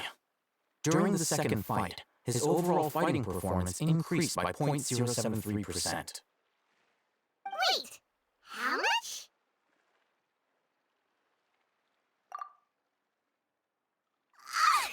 Dory's such a jerk! She totally scammed us! 1 million, Mora?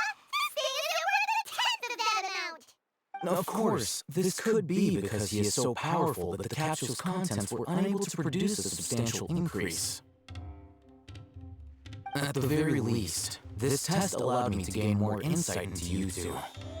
Our deal seems increasingly worth my investment. I'm heading back to Akela Funduk. I await your response in 2 days' time. This is Mora for when you ask Dory for information. Pay her as much as she requests.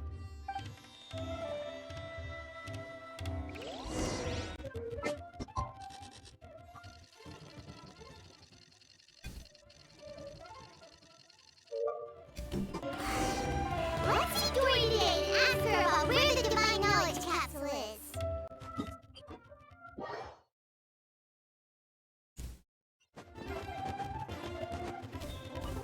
Here, over here!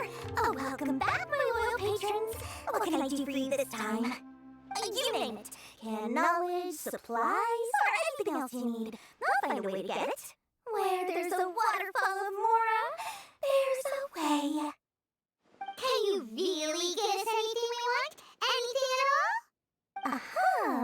So it appears that canned knowledge alone is no longer sufficient for your opulent appetite. Then please oblige me. Tell me what you have in mind. Oh! I knew customers with pockets as deep as yours would undoubtedly crave something more profound than ordinary canned knowledge. But you know, that kind of information isn't going to be cheap. After all, I had to work really hard to weasel my way into the auction site. And not to mention that if anyone found out that I was the leaker, I would be in big, big trouble. But how can we be sure your information is accurate? Paimon's curious how you just happen to have this kind of info the moment we need it. Because to me, anything of value is what I consider to be my supply. Therefore, I must always be aware of what's hot on the market in order to secure more sales. As for the information's authenticity, well, you've no need to worry about that. I used a camera to take a picture of the transaction. That way, no one can dispute it. It's always a pleasure doing business with such sterling patrons. Now that you've paid in full, here's the scoop. The Divine Knowledge Capsule was purchased yesterday by a certain Misery, the leader of Ayn al-Ahmar. Ayn al-Ahmar? You mean the Aramaites who worship the Scarlet King? Ah, so you're already familiar with them. The group has done everything in their power to obtain the Divine Knowledge Capsule. After all, they believe it contains the power of the Scarlet King. That Divine Knowledge Capsule is unlike any other can of knowledge I've seen before. It was glowing bright red. The capsule is clearly visible in the picture I took. You can look for yourself. Thanks for the info, Dory. Please, it's my pleasure. It's all these discerning customers, such as yourselves, that my efforts yesterday were not in vain. Please, don't hesitate to contact me if you ever need anything else in the future. Well, we figured out where the Divine Knowledge Capsule is. Turns out, it ended up in the hands of Ayn al-Ahmar. Let's head back and talk to Al-Haytham. Al-Haytham! We got the info you wanted! Really? All right. Let's hear it. Dory even gave us evidence to verify the intel. Have a look. Huh, look at that. Clear as day. It must have taken some guts just to infiltrate the scene of the Eremite's transaction. But then to get close enough to take a picture like this. Bold move, Dory. Very bold move. All right. The person in this picture is indeed Misery, the leader of Ayn al-Ahmar. And the glowing red capsule he's holding appears to be the Divine Knowledge Capsule. In which case, if we play our cards right, when we confront them next week, we should be able to force them to show their hand. At first, I didn't get why you were provoking these Ayn al-Ahmar guys. But now, it sort of makes sense. Everything's playing right into your hands. After we defeat them, we can finally have a serious talk with their boss and get them to lend us the Divine Knowledge Capsule. Thank you for your time and efforts. Take a few days off while I make some preparations. Let's meet up again on the afternoon of the arranged date, 3 o'clock sharp. See you then.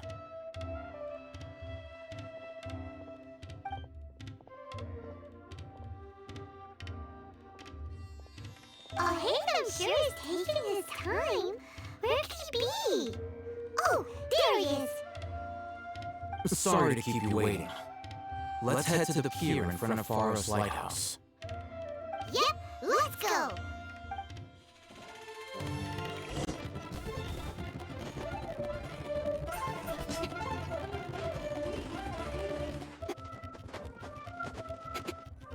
Al-Haytham. I knew you were crazy, but I didn't know you were crazy enough to actually show up. It was I who demanded that these negotiations take place. I was more worried that you might go back on your promise. But to your credit, it appears that you're sticking to your word.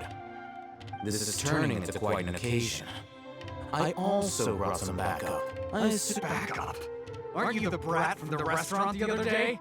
You've come to support this lunatic because he helped you out? Fine, your funeral. I'm not going to mince my words. Once we're done with you, you'll be nothing more than fish food. Get 'em, boys!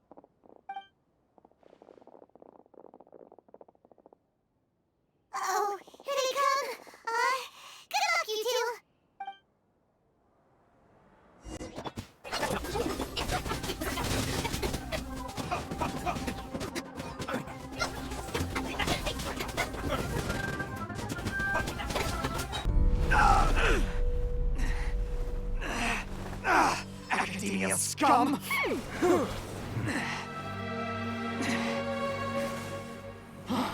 Boss! Finally! Did you use it? Great! Now we can...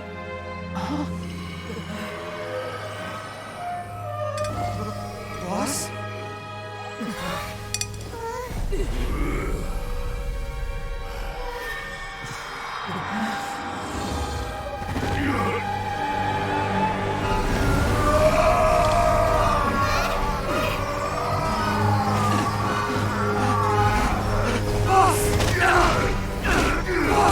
What's wrong?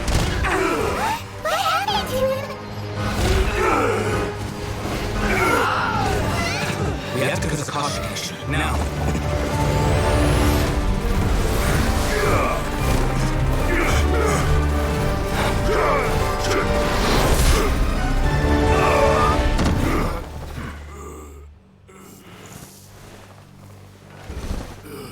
Target acquired. Arrested.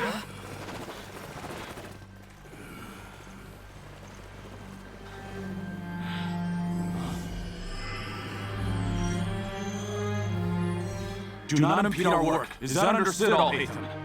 Of course. I was only trying to help. Take him away!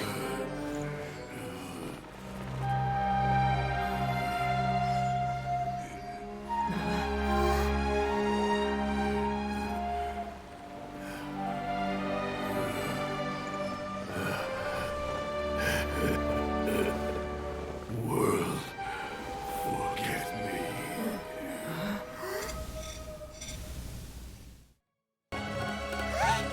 What into that just happened?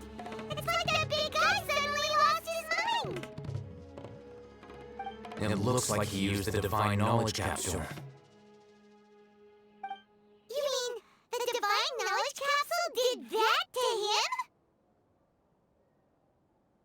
Oh, yeah.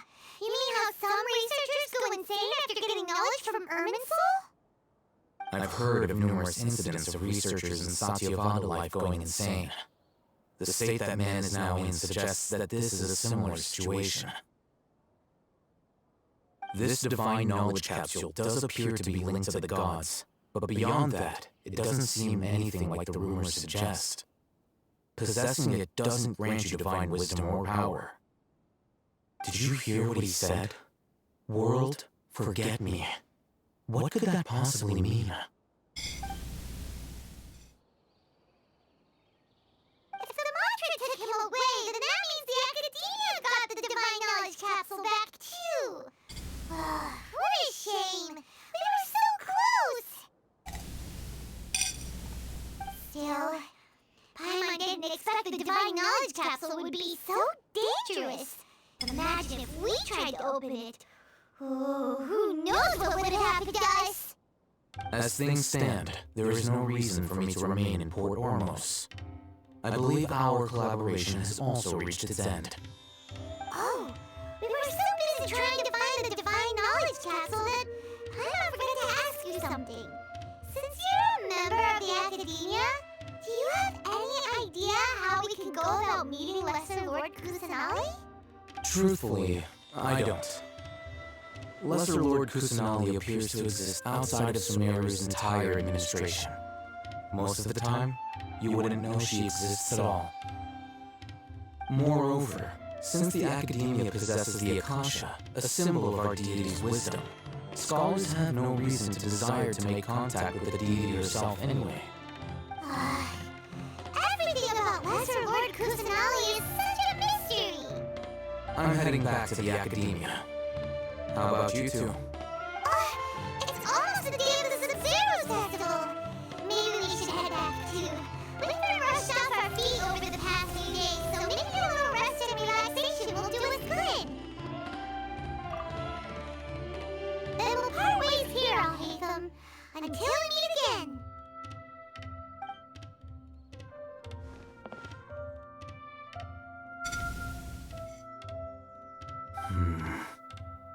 Now, do I deal with this thing first? Or should I produce the report that the higher ups require?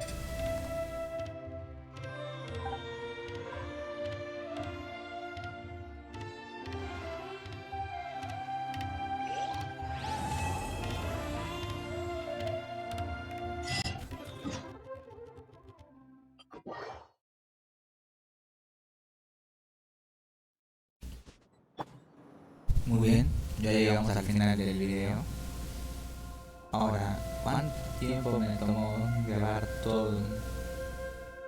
Tengan en cuenta que el video yo siempre lo grabo de frente. Yo cuando lo edito ahí sí se arregla un poquito más resumido. Ahora, ¿cuánto tiempo duró esta grabación? Duró 4 horas y 30 minutos. Ahora, lo siguiente ya será lo siguiente un video grabando desde mi inicio hasta ahorita. Lo que viene siendo mostrando todo lo que he conseguido desde que inicié hasta que recién soy de 60. Esto también recae en los personajes, constelaciones, artefactos, porque ahí sí, esta vez voy a mostrar artefactos de manera más directa, porque voy a mostrar todas las superstats y estadísticas de los personajes. Lo siguiente también es mi cuenta secundaria. De momento no soy en 60, pero de momento voy a juntar también en mi cuenta secundaria para enseñarles cómo está de momento. Bueno, por último, por fin ya terminé esta parte de la historia. Ahora la siguiente parte probablemente va a ser la que va a costar más tiempo todavía. Ya que esta misma que hemos hecho, si me demoro 4 horas en grabar todo el recorrido, todo lo que ha ocurrido, y contando que he tenido que jugar, hacer la misión del evento para poder activar la misión del mundo, vamos a decir la misión de la historia. La siguiente probablemente puede que dure menos tiempo, por el hecho de que no voy a tener el problema del evento, que justo tenía que hacerlo para poder activar los que faltaban. Bueno, todo el evento lo voy a hacer cuando tenga tiempo. Porque ahorita mismo lo que voy a hacer es reclamar todo lo de nivel 60, hacer unas cuantas tiradas y también ir por artefactos para Cole y algunos nuevos para King. Bueno, sin nada más que decir, yo me despido hoy. Hasta la siguiente. Adiós.